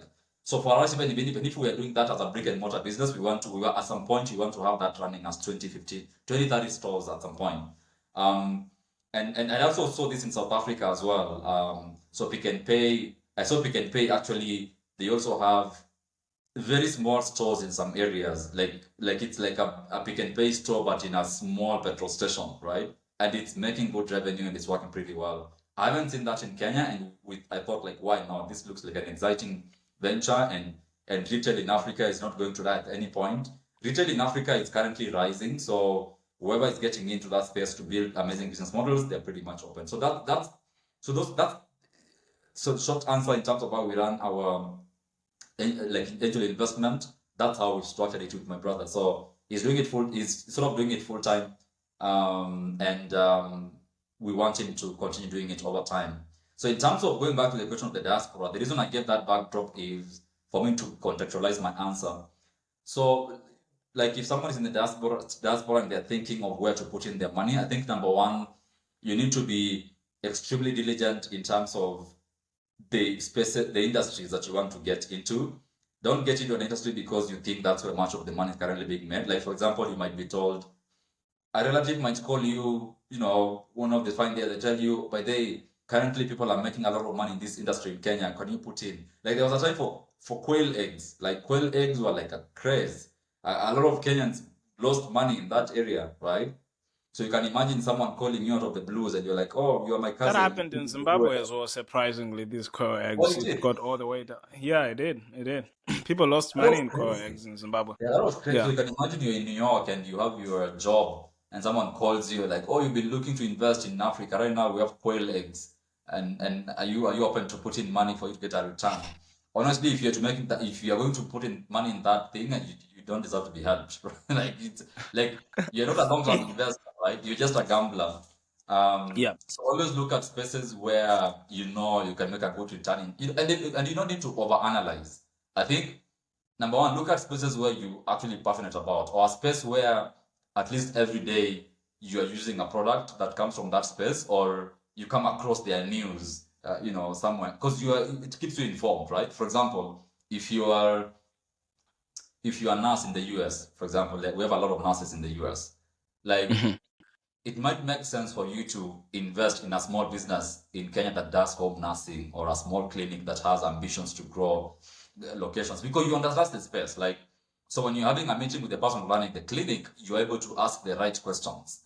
So always look at places where you understand, but also in terms of like generic investments, obviously we have things like stocks. The Nairobi Stock Exchange has some good returns. It hasn't done so well in the past few years, but right now it's getting back to its feet. Obviously that's when you just need to get a broker who knows their stuff and they're able to put in money either into stocks or treasury bills or bonds, and they're able to manage that portfolio for you. There are a bunch of very trusted brokers in Nairobi at the moment, and the good thing is most of them are run now by banks. So you'll have a bank has a division that is managing that division. So if you're Kenyan in the US and you already have a Kenyan banking partner, just ask them to open. I think it's called a checking account, where like every time you're sending money to that account, they cut a percentage. It goes to your Brokerage. investment account. So you don't need to make it like an expense, like just make it automatic, right? Every time you're sending money to that account, they just cut maybe 30%. They put it into some vehicle instruments. So that's when you don't need to be an expert, because just money that you're willing to put in. And also, like, you also want to you don't want to put in money where, like, at least from what I've seen other people do, you don't want to put in money where you want to cash it out quickly, like maybe you're in the US and you're coming you're coming to Nairobi next year, and you want to use that to fund your trip. It's going to be very hard. Like, it can't work. Like, I've seen some other Kenyans doing it, like, oh, I put in money in some project. I wanted to come to Kenya for holiday. I wanted that project to pay for my expenses, but you didn't know the people behind the project, so it becomes really hard. Yeah. And now, right now, I've seen also an interesting thing happening with the guys in diaspora, which I think is really fantastic. A lot of now Kenyans in diaspora are investing through syndicates, where especially for tech startups, where you have like I think I know one being run by a former guy from Stripe. It's called Hawk, HOAQ. It's basically a group of Africans in diaspora, and they tell you we want to take part in an angel round. There's this startup that is raising $200,000, and we thought as a fund we can put in 20K. Are you open to putting in your $1,000? Hawk actually has returned, I think, 50x to their members because of the exit of Paystack to Stripe. You can see like anyone who put in $1,000 when Paystack got acquired, I think they got $10,000 or $15,000 back. That's like more than 10x return. Because you put in money into the syndicate basically makes decisions what to do. If you put in money, it's like saying, I think from what I've seen, how they do it is like every month you commit how much goes to the fund. You can say every month I want to be sending you guys $100, $200, $1,000, $5,000. They don't have a limit, and obviously, once the fund gets invested and they make a good exit, they prorate the returns to you. So if you put in $10,000, they prorate the returns accordingly. So that actually has worked quite well for Kenya, like guys in diaspora who want to take part in Africa's tech space. And I think also that has also worked in other places. Like currently the estate where I currently stay, like part of it was funded by Africans diaspora, guys who wanted to do real estate. Like you pool your funds, you get a reputable real estate company in Kenya, and they set up the project for you. Or you go through your bank. You go through a bank, you give them the money, they manage the develop the project for you. That's for guys who have interest in real estate. So I've seen it work in real estate really well because you basically get a construction company, you pay them, they put an estate for you guys, and then they manage it for you, and then they give you the returns. So you get your normal 10-12% per year returns as a real estate investor, which is typical of real estate, right? So that has worked really well for guys who have an interest in real estate. I mean, the other areas where guys in diaspora can put in money in, but those are my best three options. Putting money in a syndicate, especially if you want to take a risk, because a syndicate is sort of trying to take a risk in a new industry. You can also pull in funds through groups like the one for real estate. You can do it especially through people you trust. If you work in nursing, as I mentioned, you want to put in money in a nursing clinic that is coming up. Also, if you want to, you can also fund startups directly. I've seen some other guys who take part in rounds of African startups that are raising, right? You find a company is raising $200,000 and the minimum entry price is like $1,000. I mean, if you live in the US or whatever country, $1,000 may not be a lot. You can just write a check and forget about it, right? So you always know, like, Not sure about forgetting about it, but yes, you can write a check. you get back. That's something that you always say, like, just write a check and forget about it, right? I saw this podcast. I don't know, it's a popular investor who wrote a check either to a crypto company or something. So he wrote like $2,000 checks. These guys were desperate for money. They were raising like $200,000 for $1.5 million valuation or something, and they were desperate. So he wrote some money and then he forgot about it. And then when those guys sold the company, he got an email like, you are going to be paid $1 million from your check. He was like, I wrote a check, I forgot about these guys. I'm getting $1 million from the Blues. So they normally say like, for these smaller checks, just write a check and forget about it, right? Don't be on the phone. That sounds like a really good way to live life. I mean, if the listeners are gonna take anything away from this pod, is just write a check and forget it. No. I mean, to be fair, right? Like, someone who is living in in one of these big cities, New York, they might be going out, in a night and spending $300 on food and alcohol, or even $500. So if you can spend $500 on a night out, then certainly you can skip 2 nights, write a check and forget about it. And then, who knows, in 5 years that gets acquired by some big company, and then you get to be given $20,000 or $50,000 back. So it might not be that bad. Definitely check out if listeners are able to check out this investment company in Nigeria called Silver Oak Holdings, I think. They do investments for startups, and I think some of their members are Africans in diaspora. And they released a report where they said their fund 2 years, I think 2 years, they have returned 50%, 50x to their members.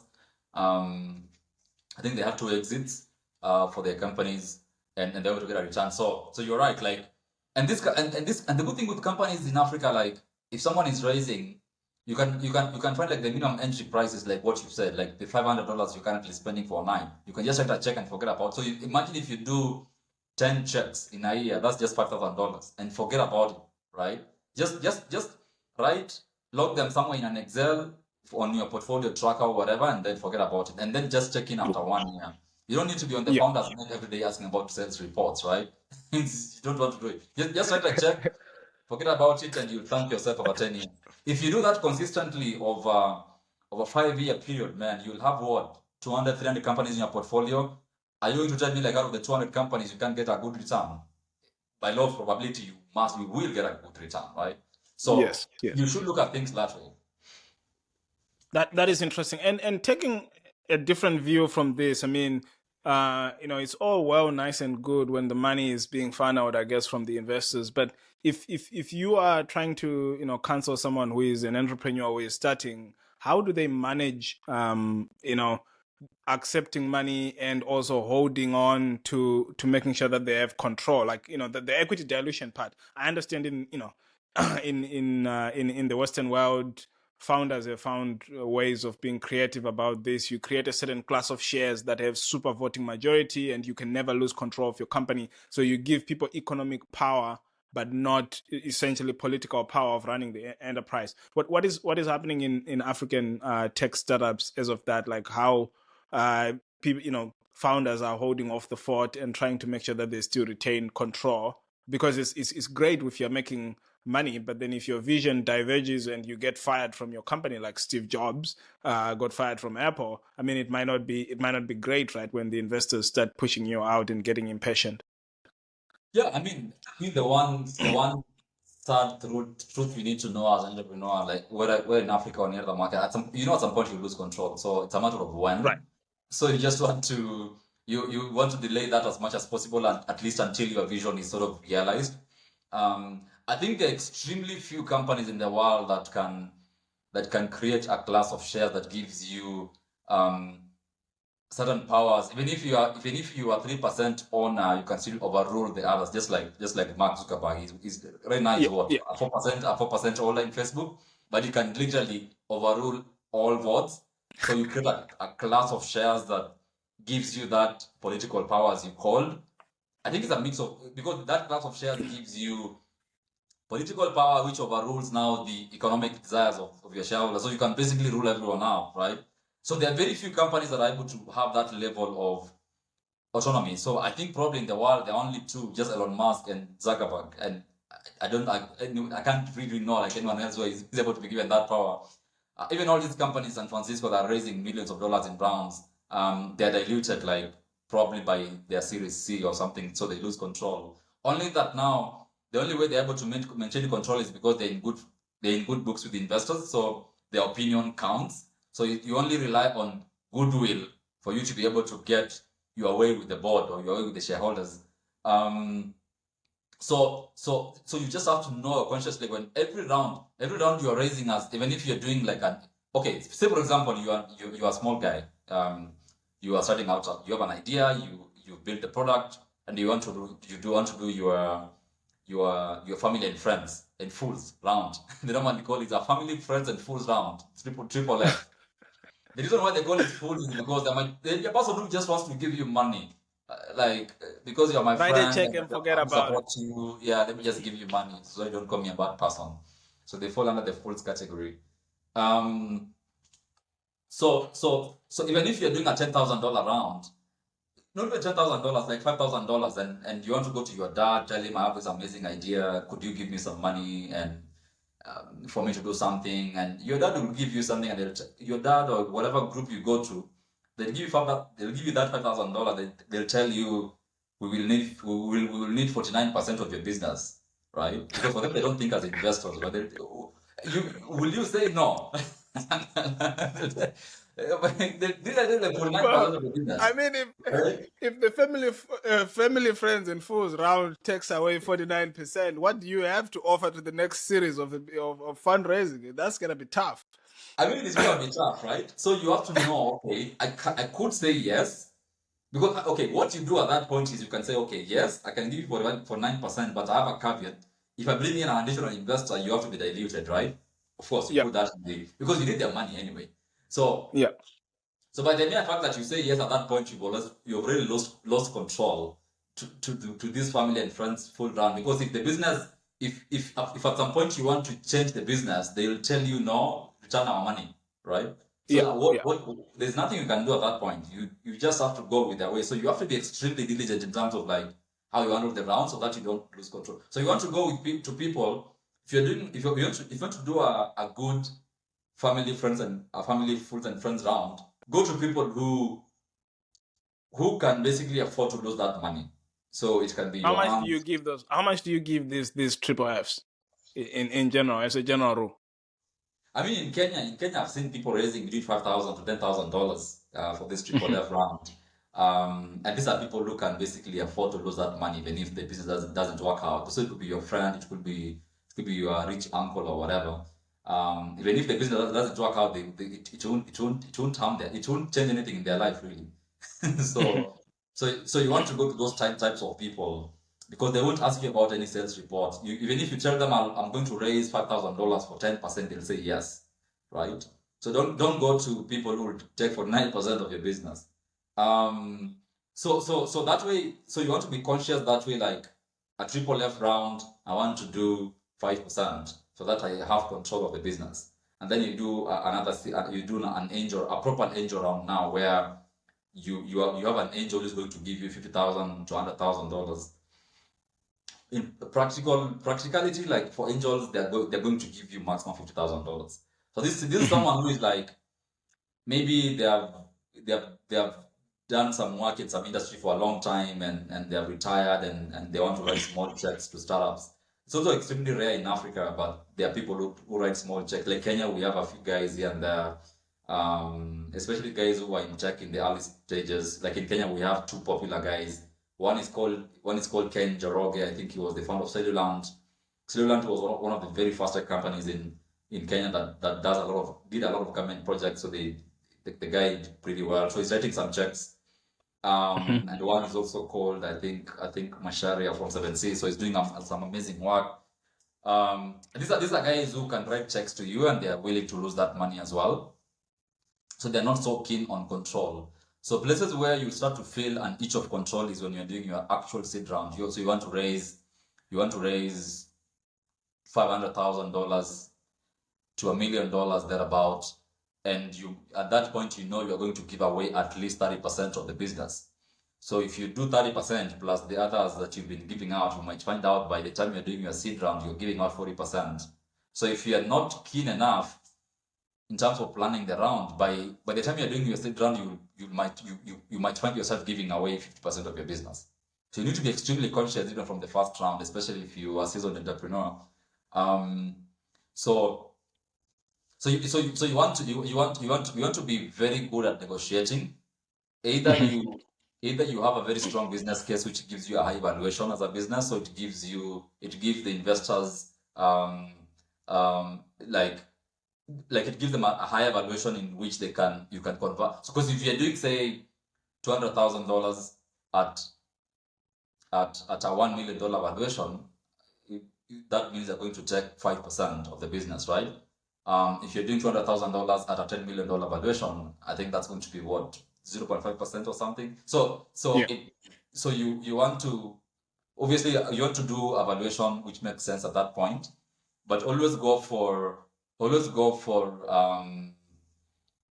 always say, like, this is something we've learned from YC and the other investors we have, like, as an entrepreneur, always take the money. Always take the money. If there's someone willing to give you money, always take the money. Just figure out the terms, even if they want control. figure out how you need to work out the aspects of control. But by the time you're doing your Series A, most businesses have already lost control in the board. Only that now they rely on the goodwill of the board for them to run the business as they want to. In Africa, I haven't seen anyone creating a special class of shares that gives them special powers. And most investors don't like it because they are like, why do you want to do that? Actually, there's one company in Africa that has done that. I wouldn't want to mention them. It's pretty popular. They're IPOing soon. They're in the fintech space. I think you know who they are. The founder created. I think the founders figured out a way to create some class of shares, which favored him, which is why it hasn't been pushed out. So there Yeah. are very few cases where that happens. But by the time you're doing your Series A, you've already lost control and you only rely on goodwill, which is why they always say, as a founder, just work on the goodwill, don't be evil, and you wouldn't have like issues of control at all. Just build a business that you excited about, and you wouldn't have issues with investors about control. Even if they have control, then they usually let you run the business the way you want. Interesting. And in terms of, just you, and we've talked about how you're mentoring other people, but is there anyone else who you bounce heads with? You have coffee periodically, within Nairobi to sort of get ideas on where things could be going, or do you bury yourself in books and read something? What do you do? Like, where does your motivation come from? Oh man, I think I was a bit lucky. Like, I got a mentor when I was doing the Safaricom thing. Hmm. Um, I think if you go to my LinkedIn profile, my cover picture there is a picture of me holding a Kenyan flag, receiving something. I think if you go to my LinkedIn, you will see my cover image. That was an image taken in Bangkok, actually. I was in Bangkok in 2016. I had won some students award thing that was being sponsored by a certain students organization. There's a global organization called Entrepreneurs Organization. If you open it, you will see it's a huge global organization which basically has a group of investors from all over the world, and they have local chapters. So that organization runs a competition in universities across the world where they check the best idea, and then like they check they call them student entrepreneurs. Like if you're doing something amazing in campus, we'll hold a local competition. Whoever wins, you have an all expense paid trip to global finals. So our year it was Bangkok.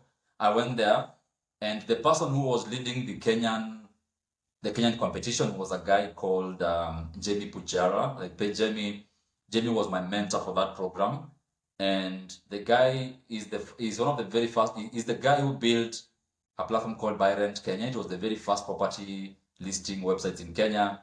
He sold that business to One Africa Media for some good amount, and that money eventually pushed him into real estate. And he's now the chairman of that organization. Actually, he's now the global chair for Entrepreneurs Organization. They are now have, I think, 56 chapters across the world. So he's now the president actually of that organization. So he's my mentor. So I've been with him for 6 years. Since that time, up to the time he's been elected, he's been my mentor, and he's based in Nairobi. So often now, like I was doing a check-in with him like 2 weeks ago, just doing this catch up in terms of how we've been, and the mentorship with him is always he's mentoring the person, not your business. So he's Right. trying, and I've always found that to be the type of mentorship I want. Like you don't want someone who is mentoring you right now for the business you do. You want someone who can mentor you in the long term, despite whatever business you're doing. Um, because they are 10 steps ahead of you. They're able to give you basically generic advice, and it can apply whether in your relationships or marriage or business. But for him, actually, is more on the business side. So I meet with him regularly over coffee. We have a chat. I ask him how he was able to sell his business. He gives me all the tips, always giving me tips about how to build a team. He's currently now into investing as well. So whenever I feel like I'm down in terms of business, I call him, and he always says like, I'm going to give you business advice as a person, not towards your business, and then towards your business, you're the one to choose the decision to make. I just want to give you life advice with regard to this situation. So I always love his Right. Right. perspective, in terms of even when I was transitioning from Onesha now to Patika, he's actually the guy who helped me make that transition. So I think having mentors like those very close to you is critical. And of course, I also have my other guys in Nairobi. We have a Y Combinator group in Nairobi where we oftentimes meet and exchange ideas. I have other smaller groups that I normally go to just to see how other people are thinking. But I would say that guy from EOR and Y Combinator and our small founder groups, they're probably the most critical ones. So I just like keeping them small and high quality, you know. That is fair. And what is I know maybe the weekend slows down slightly for you, but you have since you graduated out of university, you have not actually done a lot of formal employment 9 to 5, but Yeah. which means to live your life and achieve everything that you have done, you have done it with your own self-imposed discipline. How does that come along? Like, is there a typical day, or because you're just running a lot of things and deciding what to do, it always runs around and you have to keep track of everything with your calendar? How do you manage that? And at the end of the day or at the end of the week, what do you do to relax and unwind? I know there's a lot of things, and I'm keeping you away from many good things happening in Nairobi right now, but tell us a little bit about that. I mean, yeah, I mean that is obviously, like, as an entrepreneur who's running a growing business, like, you're always, even if you're taking a break, you're always thinking about your business, what you can do. Even if I'm in this podcast, an idea might hit me and then just note it down. So you are never always on a break. So you're always like having this continuous run of ideas in terms of what you're doing. So that means, like, sometimes you might have a very organized day, and then sometimes you can have a very random day because something might hit you at 12 noon and you decide to focus on that thing for the rest of the day. So I love that flexibility. But oftentimes I usually have like a set of things I need to do in the morning, in the afternoon, and in the evening. So in the morning, I love doing creative stuff and something interesting for our business, for Sanifu. In the evening, I prefer doing more of administrative tasks, like something that I don't need to think about. Like, for example, sales is not really, doesn't require a lot of creativity. So I tend to keep much of my afternoon a bit flexible. Um, so pretty much that's how my week. So like, I would say from six a.m. in the morning to like 6 p.m. in the evening, I'm doing the Sanifu business. In the morning, sometimes I wake up early, sometimes I don't. I don't like tying myself to like I need to wake up at any specific time because like I just want I like keeping myself flexible. I don't keep any alarm. If I wake up at any time, I just get into the like sometimes I might wake up and then I check the time. I'm like, oh, it's 3 a.m. I just get into doing stuff. And sometimes I wake up, I'm like, oh, it's 7 a.m. I just get into doing work. But I try to keep that 6 a.m. to 6 p.m. in the evening time for Sanifu. And then obviously after that, I also have other family stuff I need to do. I look at the other things I'm doing on the side, the angel investments we have. I have some calls with entrepreneurs just to ask them how the business is doing, where can be of value, who do I need to introduce them to, like, because when you're investing in these guys, you need to help them get business. Like I normally ask them, do you need me to introduce you to someone else? Do you need me to introduce you to someone in this business for you to figure out something, or for you to make this deal happen? So Yes. I do that like in the after hours of the afternoon, right? I give them heat. I can call them at 11 p.m. Like, I'm calling you, but that is the time I have to. That's the only time I have to call you. So I try to keep that schedule consistent so that my mind is sort of trained to always work. The reason why I keep that consistency is because even if when I'm on travel, I know that there's some things I can do in the car when I'm driving. Like right now, I know like there's some calls I can make when I'm driving somewhere, right? Because I know like this time I should be doing this thing. Or when I get to a country, I know I don't need to refer to my schedule for me to know what I need to be doing. So by the time I'm in a country, I know like this time I need to be doing this. So I just get into it. So I always try to keep that schedule a bit rigid. And when it gets broken, I actually struggle to make my day productive a bit. Like, if something breaks that schedule, I struggle to sort of settle my mind to do it. But anyway, I just end up just doing the normal administrative work. I mean, on weekends nowadays, I try to keep it a very flexible. One thing I've come to realize, like, especially if when you grow, you hit a certain age, you're like, you need to pay attention to other things in life, especially your social life. You need to start thinking about building a family and things like that. So you start sort of now dividing your time on weekends for you to spend time with friends and family, and and um, and if you're seeing someone, you go out with them, you know. So you also start sort of finding that balance. By the time you're getting to Monday, your mind is a bit fresh. Actually, it's sort of like gets you out of that world a bit, you know. Um, Mhm. and by the time you're, say for example, if you're doing work from Monday to Sunday, man, like your mind will get used to monotony, which is what I used to do at some point. But right Yeah. now, when I've like weekends, I keep them a bit flexible. Like on a weekend, I can just decide to drive to the place I took you to, just to go and see the client, right? And during that, Yes. I Yes. can take someone there. Like I can drive with my friend, or I can drive there with someone I'm seeing, you know, just like a fun trip. But I also feel like I'm still working because I'm going there to just go and check it That out. is So that. so so weekends I keep it flexible, family, friends, and social life. And investors right now are telling us to now put our health first, because this is something you're doing for 10 years, man. You want to be alive when you're doing a good exit, for you to get your dividends, you know. That is the right way to put it. I was gonna ask about entrepreneurs and dating in Nairobi, but it looks like you have already told us that as you grow older as an entrepreneur, you might need to look at that as well to make sure that that's not neglected. Yeah. But you travel to up country a few times every now and then, and you travel around Nairobi. But is there a city, whether in the country or outside? You've been spending some time in Cape Town and Joburg, but is there a favorite city that if the investors told you, you know what, we need you to take a month off to go and refresh, where would you go? Oh, man, Naivasha is always good. Um, Hmm. Naivasha is like it's like 100 kilometers from Nairobi. Hmm. Um, so that's like a very touristy place that a lot of people love going. It has a lot of lodges, there's a lot of lakes, there's a lot of nice sightseeing. So it's a place you can go and come back if you're in Nairobi. It's literally like 2 hours drive from Nairobi. Yeah. Um, that is my favorite place. Even when some of the investors are in town, I always take them there just to breeze a bit, you know.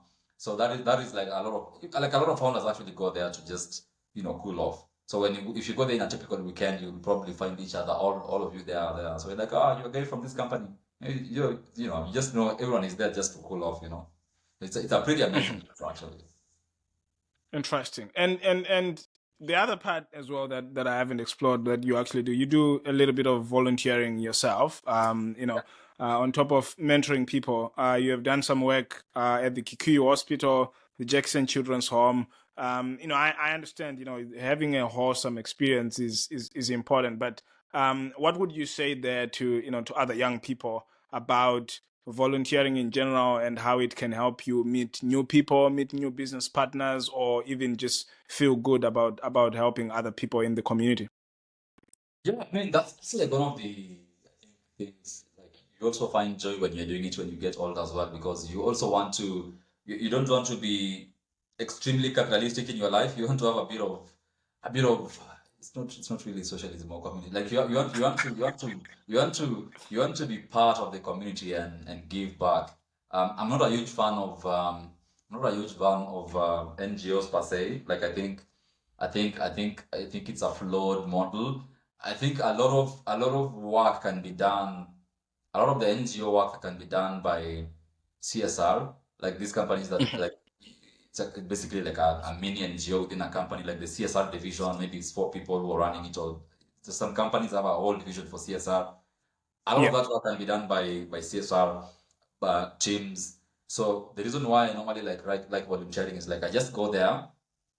And like some of these places you mentioned, like the Kikuyu Hospital, I used to go there, especially when I was in high school. Right now, much of my time is spent in some children's homes around my area. I normally go there, just spend time with the kids, um, teach them a bit of coding skills, a bit of chess. We play a bit of games, um, like just to help them, sort of develop their skills. And also, like going to some of those places just gives you a bit of satisfaction, like as an entrepreneur, in terms of looking at how the kids think about things, how they think about problems.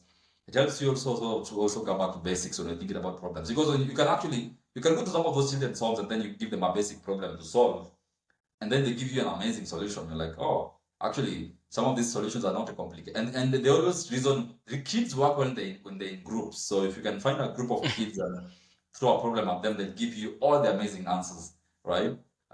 So going there always actually serves me best. I mean, it serves me best, even though it's being selfish as well, because you can go there to look for answers. So so you're always like, okay, there's no true selfless deed, but I try to make it a bit selfless. You're doing it for the sake of the deed, not because you want some output from it. So I think any young person who wants to, especially go back to basics, just find a way for you to give back to the community, especially spend time with kids or go to a local hospital and volunteer. It always gives you a different perspective in terms of how some of these things, some of these like life's problems, how you can basically look at them from a different perspective. It always just works wonders. And we spoke a little bit about the diaspora. We spoke a little bit about entrepreneurship and talent, and what you had to do in building your companies and finding talent. One of the things that people are always talking about is the brain drain that is there. It has different names in different countries. I think in Nigeria, famously, they call it Japa or something, where essentially you have a lot of bright young people who grow up within the ecosystem. At a certain point, they graduate top of their class in uni, and they're just snapped up by Microsoft or Google, and they go out to Seattle or to San Francisco or to London. And the question really there is, do you really think there's anything that can be done to sort of either slow down or reverse this, or do you think it's negligent? I mean, I've spoken to certain people who spend some time studying these immigration trends, and they say, well, it doesn't really matter because people travel globally. I mean, the Chinese will travel to go and do business in Africa, but it's not going to bankrupt China, and the Africans will travel to go and work and do business in Europe and in the Americas, and it's not going to bankrupt them. What's your view in this? Is the talent pipeline still strong despite people moving, or are you seeing some good people leaving who you could possibly partner with or employ in your companies? Yeah, I actually there's interesting. There's a company.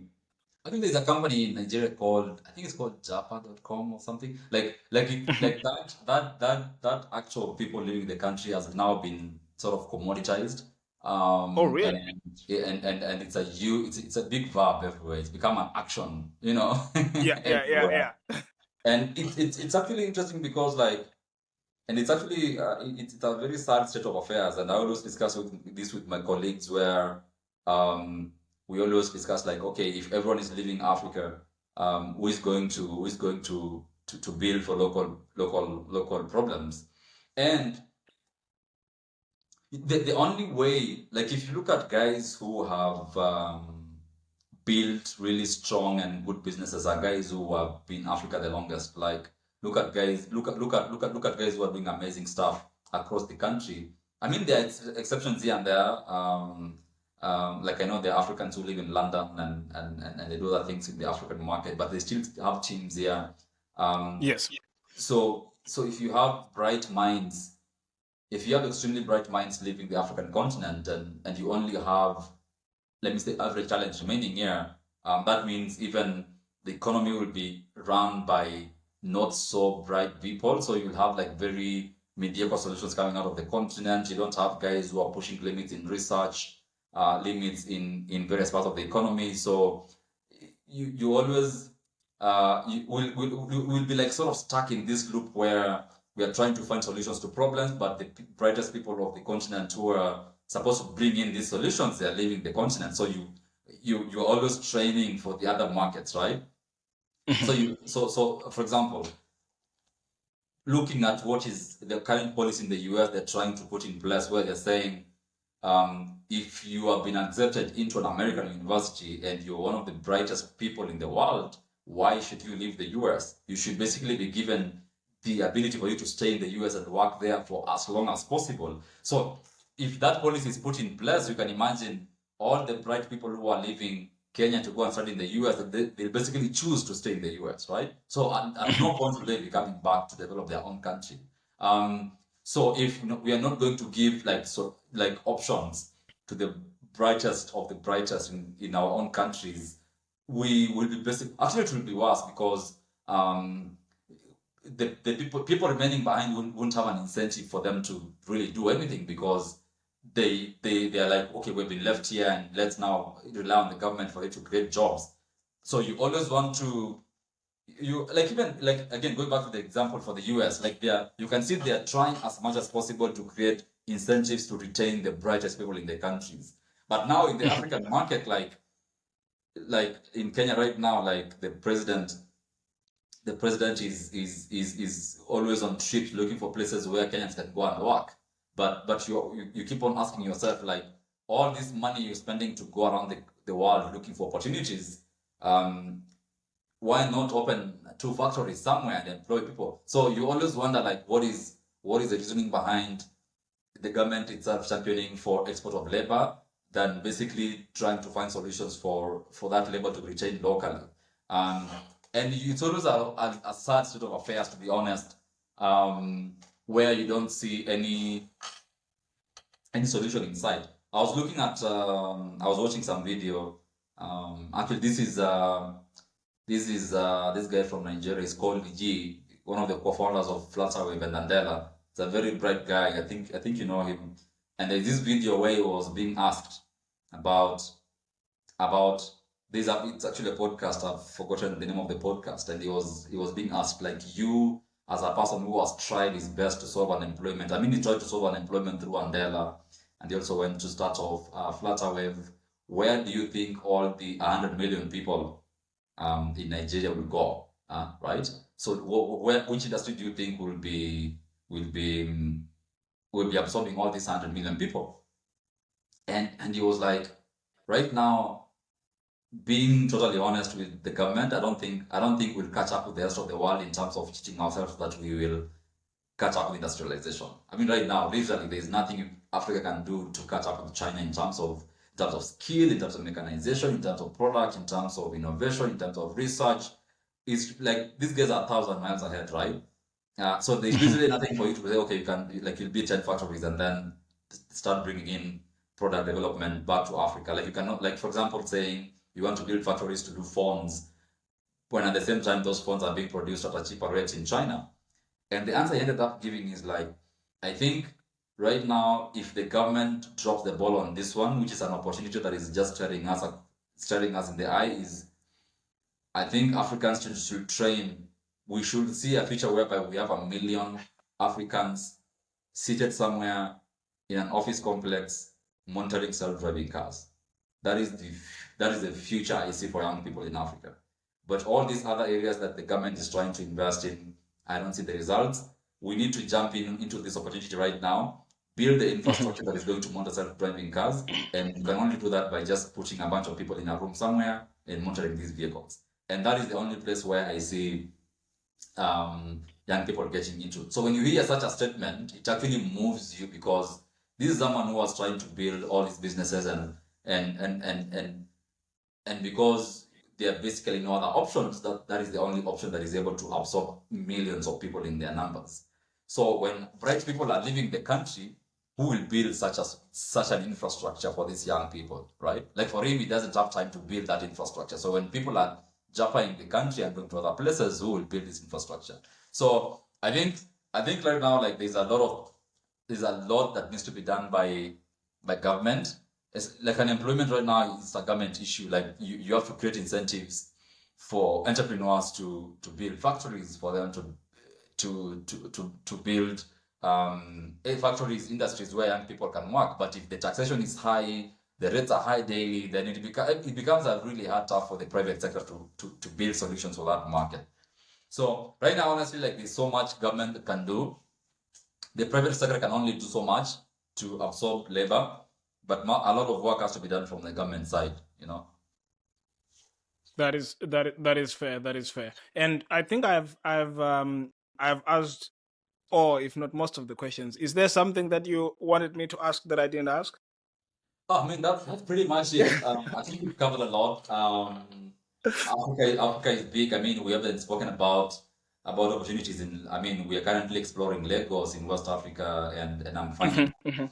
getting business there is also a different thing. And also, the way you go to Nigeria is different from how you go to South Ghana, Africa.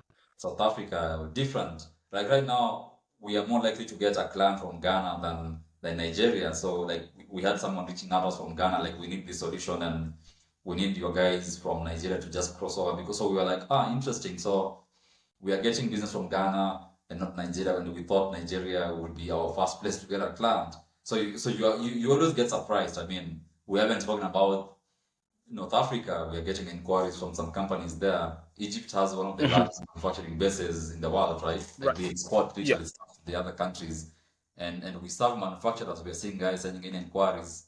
So those dynamics are very, very different, right? So there's so much to be spoken about in the African market, and we can talk about it the whole day.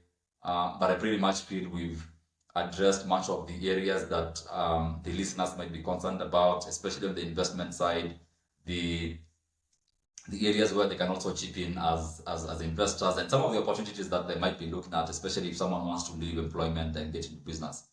I think Mhm. the cutting short is like a lot of we need to have a lot more Africans getting into business, trying things and failing.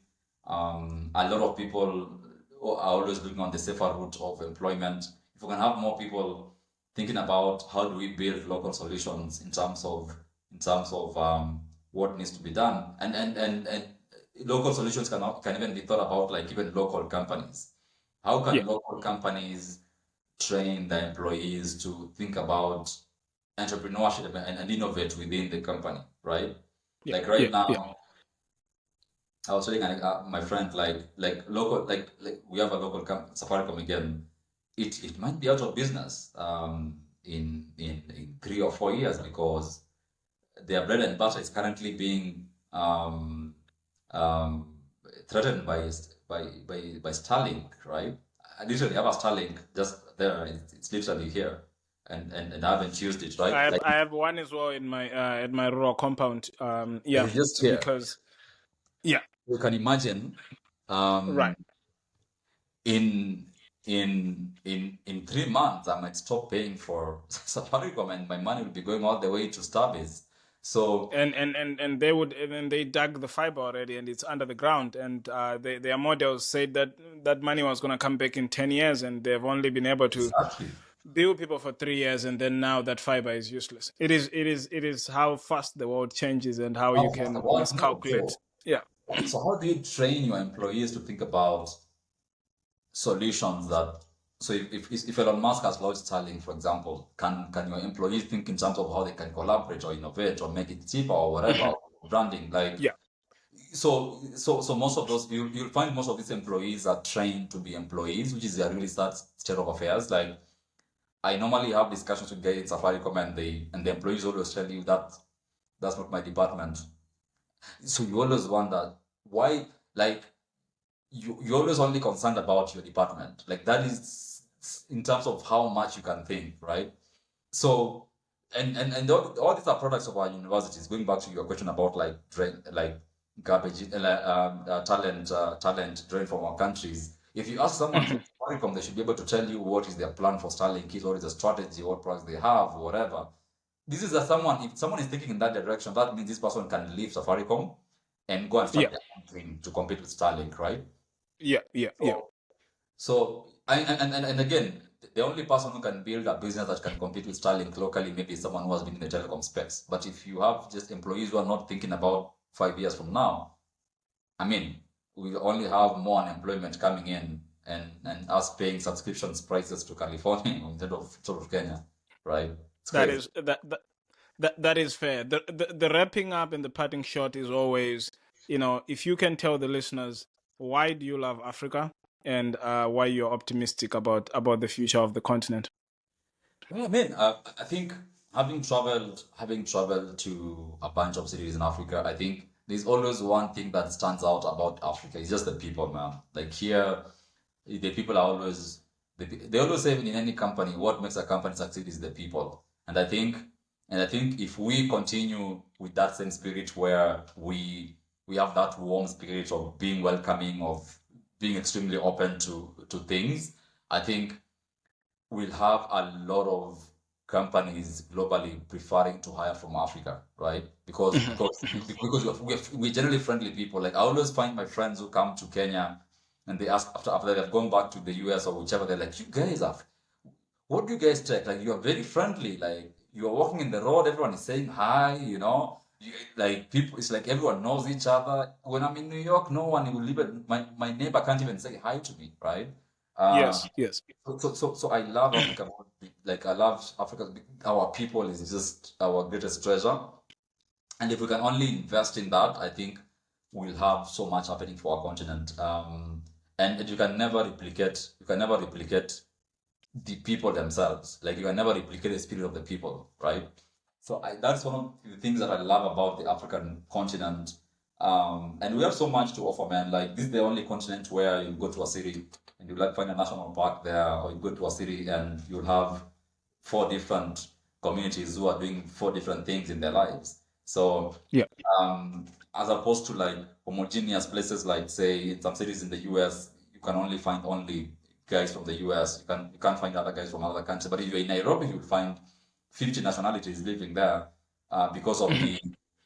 the spirit and the people that I talk about, like in terms of our willingness to accept people from globally, right?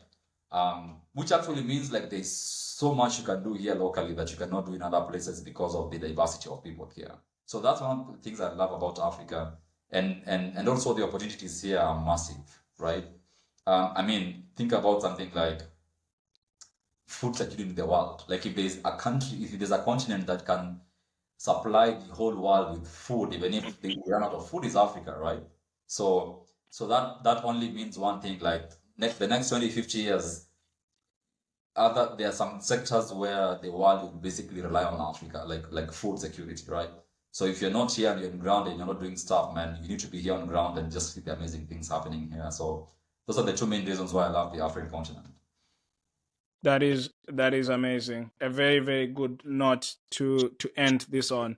With all that energy at the end, and with certainly more than 2 hours of listening, the listeners might want to listen to this part of the pod, which is always my favorite part.